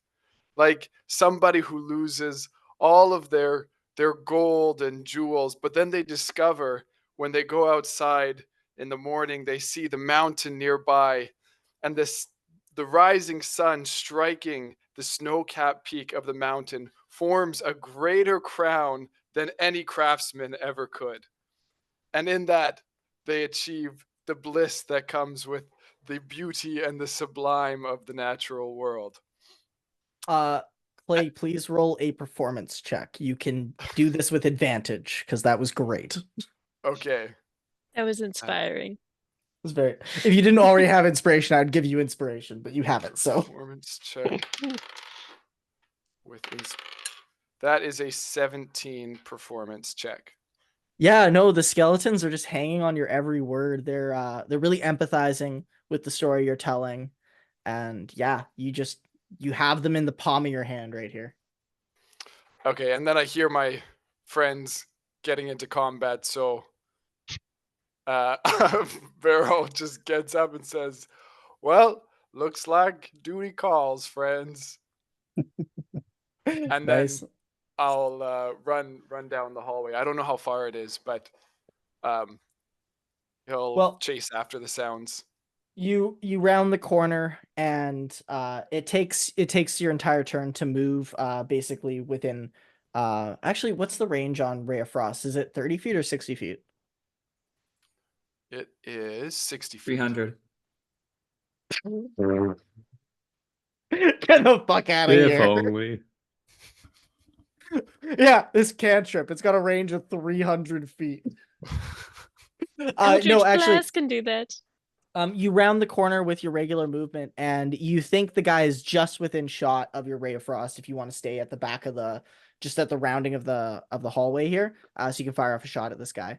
You see your friends attacking this humanoid that looks similar to the other people you've seen, but they're attacking him, so he must be a bad guy. Yes. Okay. So I'll quickly say, "Oh, what in tarnations is happening here? Everybody needs to just slow down here." I love Chill it. out. Chill out. I was close. That's a 19. Ooh, yeah, that's gonna hit. That's gonna hit hard. Okay, that's a 19 and 1 damage. 1 cold damage. Ooh. Nice. This guy is going to disengage from the people he's in combat with. And then he sneaks into not the operating room he came out of that was closest to you guys, but the next one. And he rushes into there. With that, it takes us to the top of the round with Cyrus. Would you Even like with to his follow him reduced into this room? movement? Minus 10 feet, right? Yeah. Yeah, even with his reduced movement, he's able to get in there. All right. We had Samson going first. Yeah, we switched places, right? Oh yeah, that's right. Yeah, Samson. Sorry, I was just looking at the old thing, and it's been Hmm. more than 5 minutes, so I So forgot there's everything. two operating rooms, right? There's 3. So There's there was 3. the one closest Okay. to you, this one he's gone into, and then another one, and then there's the room over here. Did the door that he went into remain open? No, it closed. He closed behind him. Oh. You can go in though. But the door But- that we opened, it was all pitch black in there, right? That was the cellar door, the reinforced door that I had described that he was trying to get you to go into. The cellar. Okay, Mhm. that was pitch black. How far away am I from the door? The one he went into, or the pitch black room? The one that he went into. You could easily go into it. It's like 10 feet away from you. Can I light my torch and go into it? Yeah, you can light your torch, go into it. Sweet, just in case it ends up being dark. I'll do that. Yep. Okay. You go in there and you see an empty what appears to be like a dentist room. So there's like a chair there that you would assume the person being operated on sits in, and then Yep. a bunch of equipment that's kind of like dangling in octopus arms in front of the chair, but no Okay. one in sight. No one in sight. No one in sight. Sorry, was this the operating room or the pitch black room that he opened the door to? OR number 2. The room that he went into, I followed him. I Yep. followed him and I went, get Okay, back, you okay. scoundrel. We'll say OR 1, 2, and 3 with the closest to where you guys started from, and then the cellar door will be the dark But he's room. nowhere to be found, right? You Like, do this not room- see him, and he would be a hard guy to miss. Okay, I turn back to the party and say, he's gone. He's slipped out of our fingers. When he says that with my glasses on, can I see him anywhere? Yeah, so you go in there with the glasses. Hang on a sec. I might sneeze. Nope, false alarm. And yeah, you don't see now it just feels like I have to. You see nothing in there. You do see some different things than Samson. You see some torn bits of flesh hanging along the side counter, and in the chair you see what is clearly a corpse that has been sliced up, so its skin has been partially removed. Ugh. Okay, Yeah. and I But like, Samson doesn't see this at all. yeah, no, he's definitely not in there, but it's not great in there either. Have we like Uh, disengaged from combat now? Sorry? Yeah, we're Have we- out of combat, so you guys can act out of turn now. Yeah, because Okay. there's no threat anymore. So you guys are out of combat. Yeah, sorry, I should say that. What is going on here? I pull out my club and I start smashing random cabinets and, and Good walls. call. Get it all Yeah. out, Samson. Get it all out. I Yeah, was you- about to bonk him. You absolutely destroy this room, just smashing in cabinets, smashing the counter. Swap with the glasses on. You actually see a couple bits of flesh when he smacks down fly up and land on. Hang on a second. Let me do some rolls here for your guys' deck saves.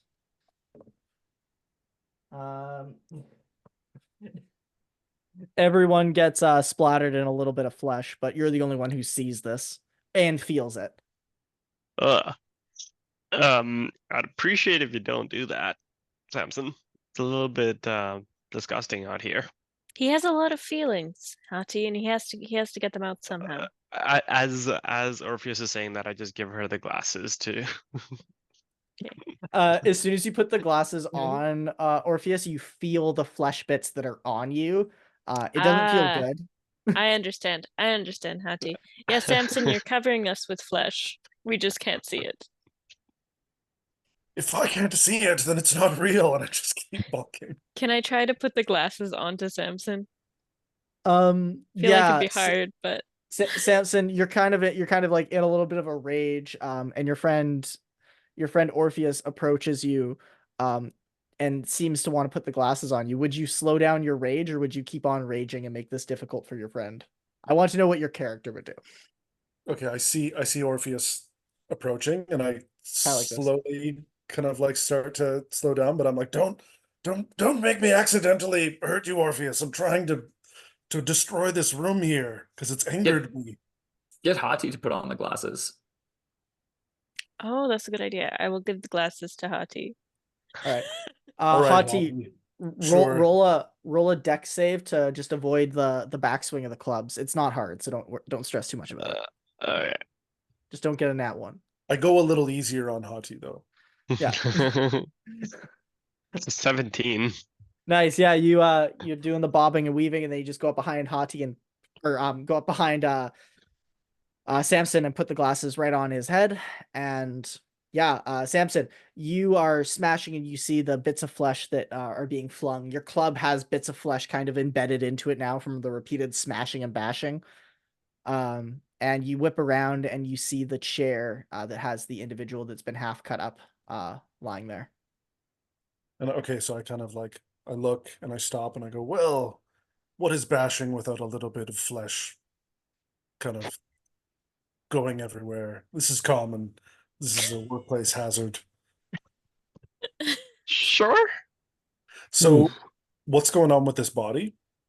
It just looks like that some of the flesh you guys have encountered came from this person. You haven't like patchworked it up like, oh yes, this flesh clearly matches this person. But it seems like they have had a large portions of their skin removed. As they're just kind of like laying in this chair, naked for lack of a better word, but all cut up and mutilated. Yeah, I take off the glasses and I go, gross. And then I hand it to Jens and I go, what do you make of this, Jens? Thank you for this. I really want You're to see like a into this doctor dark or room. something, right? I Uh, am very curious about that as well. I'm Nice. gonna put on the glasses. First thing I'm going to do is look into the pitch black rooms. It's not even my dark vision could look into there. So, I have the memory of a senile goldfish. So please remind me if I told you, did he open the door yet or no? He I think did I said open the he did door. open the. Okay, Yeah. yeah. So you walk right in. With the glasses on, it does not appear very dark. It's dark and Ah, it's it's dimish light to you with your dark vision, but there was okay. clearly some magical darkness that was shrouding Yeah. this room. And you see a collection of humanoids that are shackled to the wall with their hands hanging high, and then they're shackled by their feet as well, and they're forced in this standing stretch position here. I go with And him and I've you got my hear torch soft as well. moans. Anyone who goes in like with the torch, you still are in darkness. You are able to see at disadvantage, and Samson, you can't really make out anything other than some vague movements, and you can hear the shackles dangling as Riley, you're seeing the humanoids visibly somewhat startled but also optimistic about your presence there, as you're not the person that they're familiar with, so they're maybe a little bit hesitant at what you might do, but hopeful that you might free them. Do other Terribly people go sorry into this room as well? for what may be construed as a very ignorant and rude question, but we were talking about it earlier. So just to confirm, you are not here by choice? You would like to be freed? As if their spirits have been broken, they don't speak to you, but they shake their head at not here by choice and nod vigorously at they would like to be freed. One of them is doing it so enthusiastically that you can hear the cracking of their skull against the back of the rock as they shake their head like this. Easy, easy. We're gonna get you out of here. Vero, come here. All right. I'll walk over. I hand you the glasses. Vero, you see exactly what I just described to Jens. Stunned silence. Uh, Cyrus would have like heard the interaction. He was just sitting down with the exhaustion, but would have gotten up when he hears Jens saying these things. And Cyrus is just gonna rush in and start like not being able to see anything, just like fumbling around trying to find someone to help. Did You you guys managed find the to people not in find a there? single thing. You're kind of like feeling around the room, and Where are they? Where are they? Vero, you have the glasses on. You can see that he's on the complete wrong wall. If they're on two walls, he's on one of the third walls. Yeah, not finding them. Yeah, Vero will walk over to give him a hand and like grab him by kind of the forearm and say, "Friend, over here," and lead him over and hand him the glasses. Cyrus, be Okay. gentle. They're in really rough shape. Okay, Cyrus, yeah. you put on the glasses and you see exactly as I described. There's about 6 of them here, 3 on each wall, and they're shackled up. And where are they shackled to against the wall? So it's like you can think that there's probably like a link that has been embedded into the rock, and then the chain kind of hangs down from there together, shackling them by the wrists, and then Okay. similarly at the feet for the clasps on their ankles. Cool. Cyrus is gonna pull out his crowbar, and he's gonna try and like pry the chains or whatever is connecting it to the wall off the wall. So like they may still be chained together, but at least they can leave. Oh, I see. So they'll be shackled, but they can move away from the wall. Yeah. Yeah, Do exactly. you want to take your time doing it, or are you in a rush? I'm gonna be gentle with them. Okay. So you take about 10 minutes to do this carefully on each individual. And I'm yeah, I'm then more than welcome to have help with this. I am exhausted. If someone wants to take over, like I'm just gonna be doing Yep. it. if anyone else has a crowbar, they can assist as well and take I some also time. have I also have a crowbar, and I think I have a hooded lantern, which I think it gives about 5 feet of light. You said.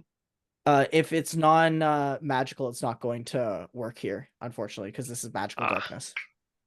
Never mind. Yeah, but I do have a crowbar, so I'll go towards Yeah, so you can with still Cyrus.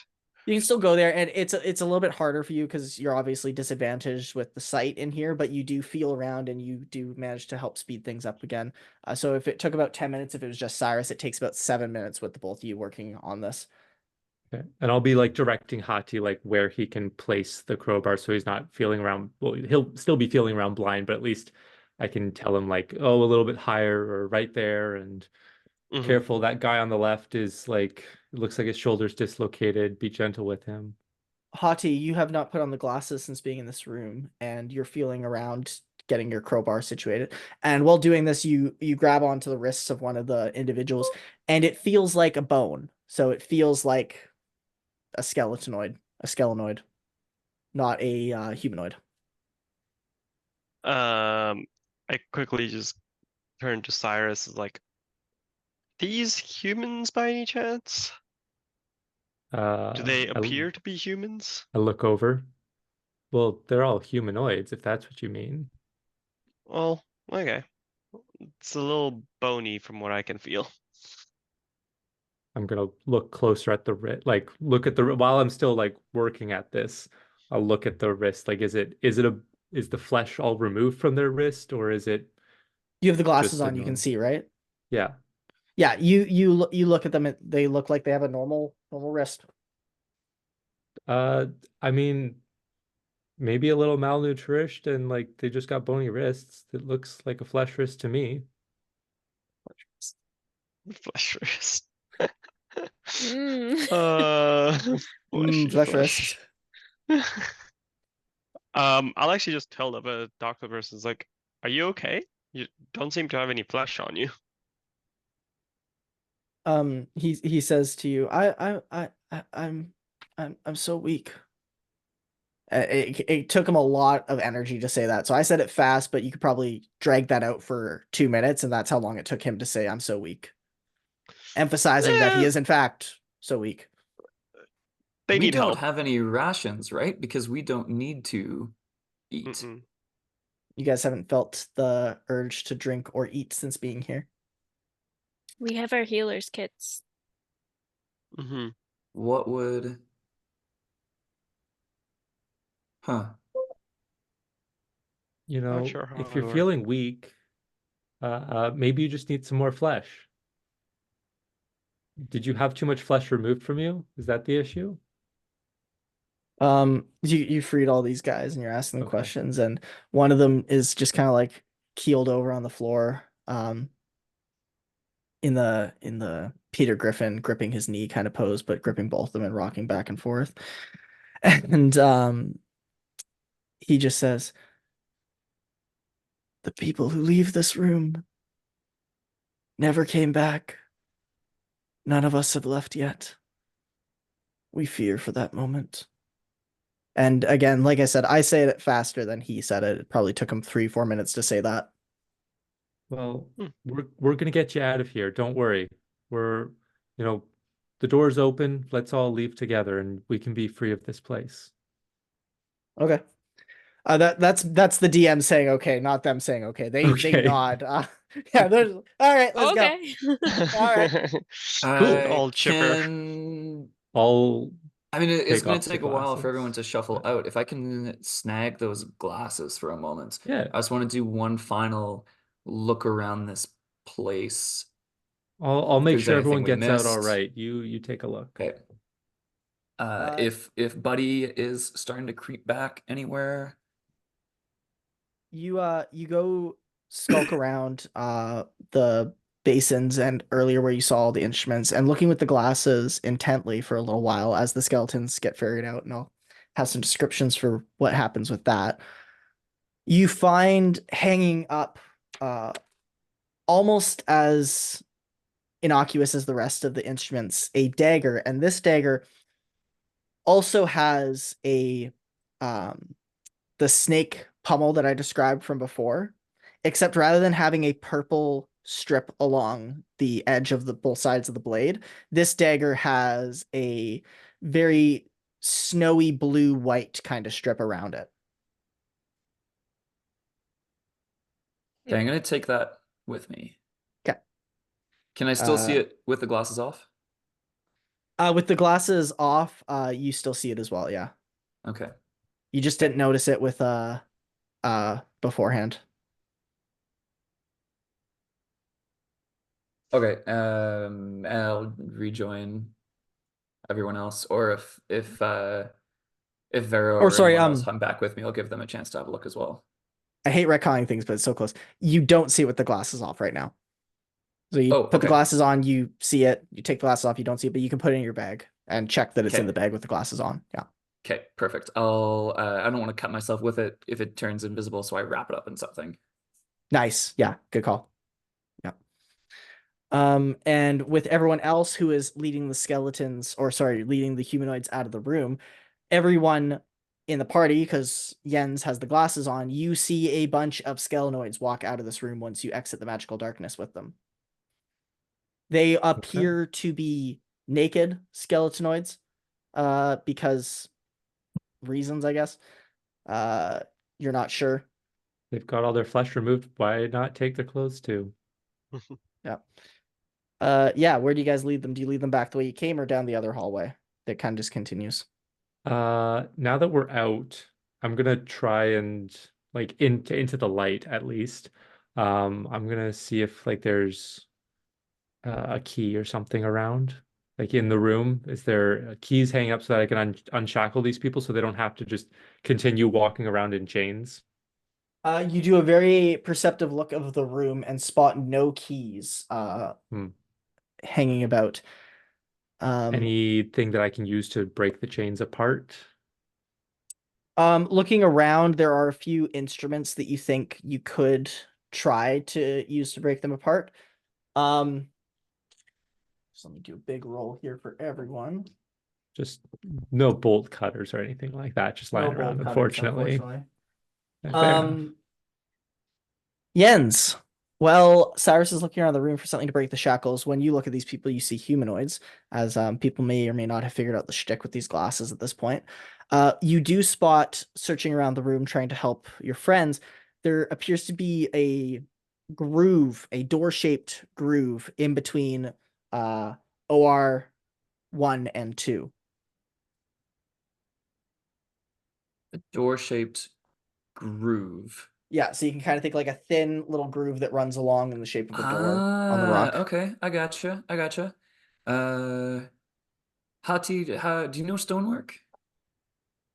Not particularly well. That seemed that a kind little of dwarf. presumptuous. Different kind of dwarf. Sorry about that. Well, there's some kind of groove here, maybe another door we might want to look at. Huh. Or not? Do we want to keep looking for trouble or just focus on getting these people out of here? Could be an exit. There could be Could be an more exit. people trapped here. Could be more people trapped here. All right. Yeah. I start pushing on the door, feeling around for a door handle or around the sides of it if there's any kind of secret lever. Yeah. You I'll- spend. Sorry, go ahead. I was gonna say, while this is going on, Vero's gonna go down the hallway and see if his story worked on the guys in the waiting room and they have left. They're still sitting there. Jerks.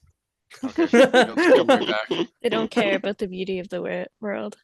Didn't understand the meaning of the story. No. Shame. Unbelievable. The message was lost on them. Riley, it takes you a while, but you do eventually find that there is a indent along the inner side of that groove, and if you push your thumb into it, it does make the door kind of extrude out a little bit and then slide off to the side. And you can Okay. see inside this room, it's dark, but not in a magical way. And looking around for a little while, you spot hanging up on the wall is a janitor-style ring of keys. One of these keys looks like a skeleton key, no pun intended. Ahaha. What does a skeleton key Uh, look like? Does it have a Oh, big skull on it? I always think of them classically as those big keys with like an annulus kind of at one end and then like a thick stem and then two teeth. Really. Okay. Yeah. That's what I always think when I think skeleton key, but it So really is it's- just a key that opens all the locks in a building, right? Yep. Okay. Nice. Like two bone teeth, like No, it's just Ah. a generic like brass kind of key or something. I get too excited by what I see to notify anyone else. So I just rush in and grab the ring of keys, and only on my way out do I start to think, ooh, I hope this isn't trapped. You leave the room with this fleeting thought, and you, I assume, start locking all of the clasps around people's ankles and wrists. Yeah, absolutely. Awesome. It takes you a few minutes, but you do manage to free everyone. And they're very grateful for you, and they kind of just look at you all wantingly, as if you're supposed to lead them out of this place. Yeah, I mean, like we I can guess. just. Yeah, absolutely. I'll take you guys downstairs. I think it's. Oh wait, no, I can't. I don't know how we got up here in the first place. Was there like a visible way to get back down? Like there's was Yes, there a gargoyle up here? Yes, the gargoyle was with you when you came. It was kind of like in the same spot, almost as if it didn't move. And you kind of you specifically, Emily, kind of suspect that gargoyle remains in the same spot on each floor. So when you change, it's kind of like the focal point for the rooms, like that's what connects them all. Okay.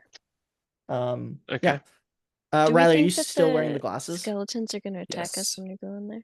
I was just wondering, like, how is the Yeah. receptionist and the two skeletons reacting as we're Only kind of one way to stepping? find out.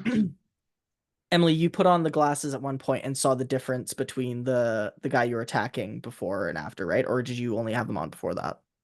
I think I only had them on before that. You're not sure. You're thinking that because the receptionist probably works for the guy, maybe. Logic dictates that's the case, but you have this feeling in your bones, pun intended that time, that something's a little bit off about that whole front room. Almost like it's a front of a front room. Okay. I have a question. Mhm. So in my entertainers pack, I have some costumes. Yeah. What kind of costumes do I have? Like, is it just Well, so generic? Like, you found that entertainer's pack in the Imp Slayer, right? yeah. So for flavor and fun, the costumes that are in there is basically a costume to look like a very flashy imp, and then another costume to look like a very flashy horned devil. That's very cute. And like for canon, it's like a onesie. But it's like Imp humanoid sized? size or imp size. Humanoid size, yeah, and then it zips Okay. all the way up in the front.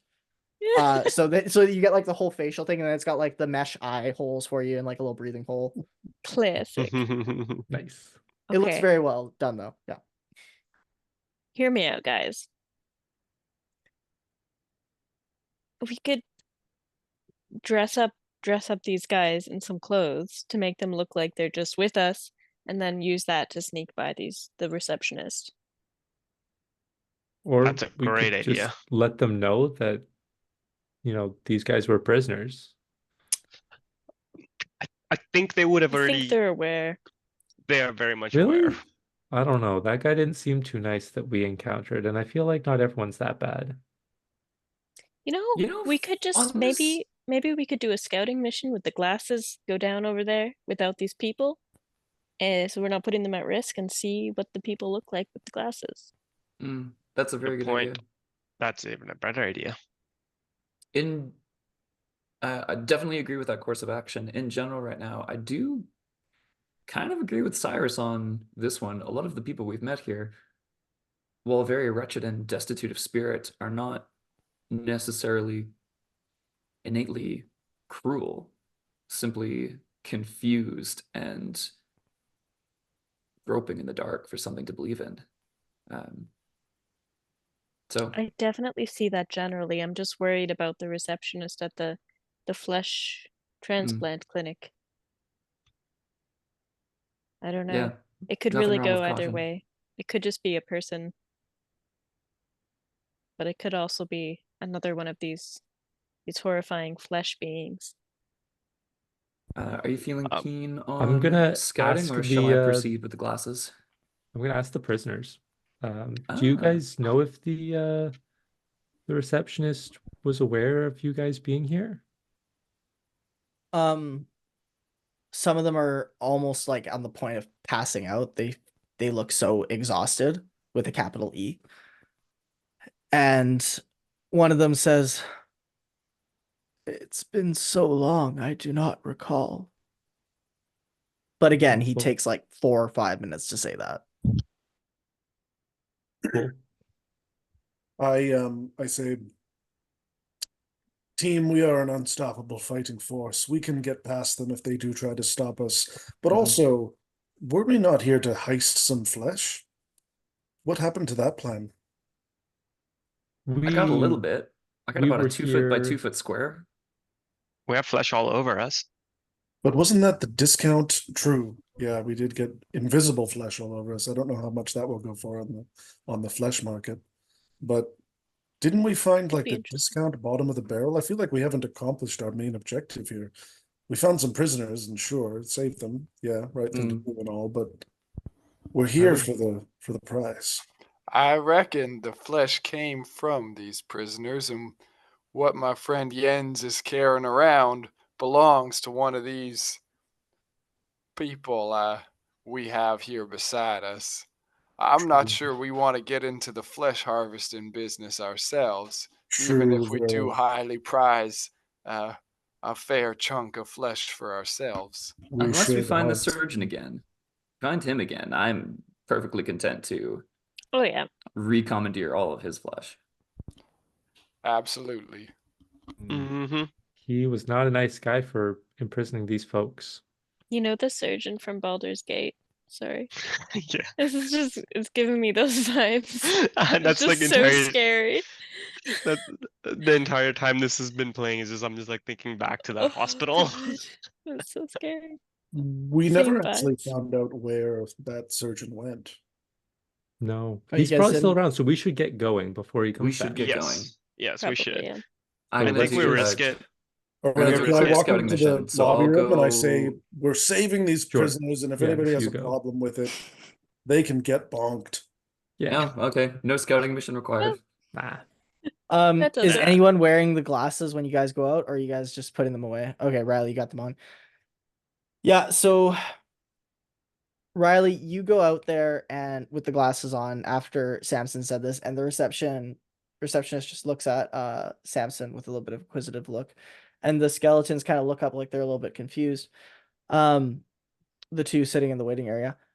What you see, Jens, is that the people waiting are actually humanoids, such as yourselves, and the receptionist is a skeleton creature, but the skull is flaming.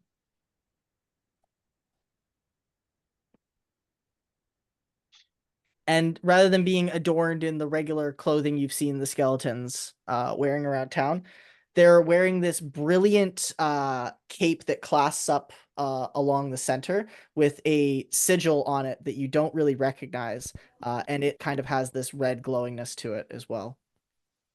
Uh-oh. Standing there with my club, arms outstretched. I'm like, well, do we have a problem? Or what? Great The receptionist looks at question. you and is like, "What prisoners?" The flaming skull person. Well, to the rest of you, just looks Yeah, like yeah. a regular Yeah. skelenoid. Yeah. Mhm. Sorry, Which should be there's disturbing questions. enough as it is. It's the new But normal. anyway, just going to ignore Flaming Skull for a moment. To the two people in the waiting area, gentlemen, why are you hiding your very fine flesh? They look at each other in that synchronous fashion before, and you didn't notice this when they were skelenoids because you're not as well versed as seeing the different characteristic features of a skeleton, but you are well versed in seeing the different characteristic features of humanoid creatures. And these two skeletons appear to be twins, and they do everything kind of in exact tandem fashion. Yeah, synchronized, synergistic way. Other big words. Every word we could think of. And they look at each other and look back at you, Jens, and they say, "We're not hiding anything. What are you talking about?" Well, I can To only the see your rest skin. of the people here, they just kind of look at each other and then look back at Jens, and they don't say anything. And then Jens, you say, "Well, I can see your skin," and they say, Mhm. "I can see your skin." And you Well, guys all just see the skeletons without saying anything, kind of gesture towards Jens, and they say, "Flesh."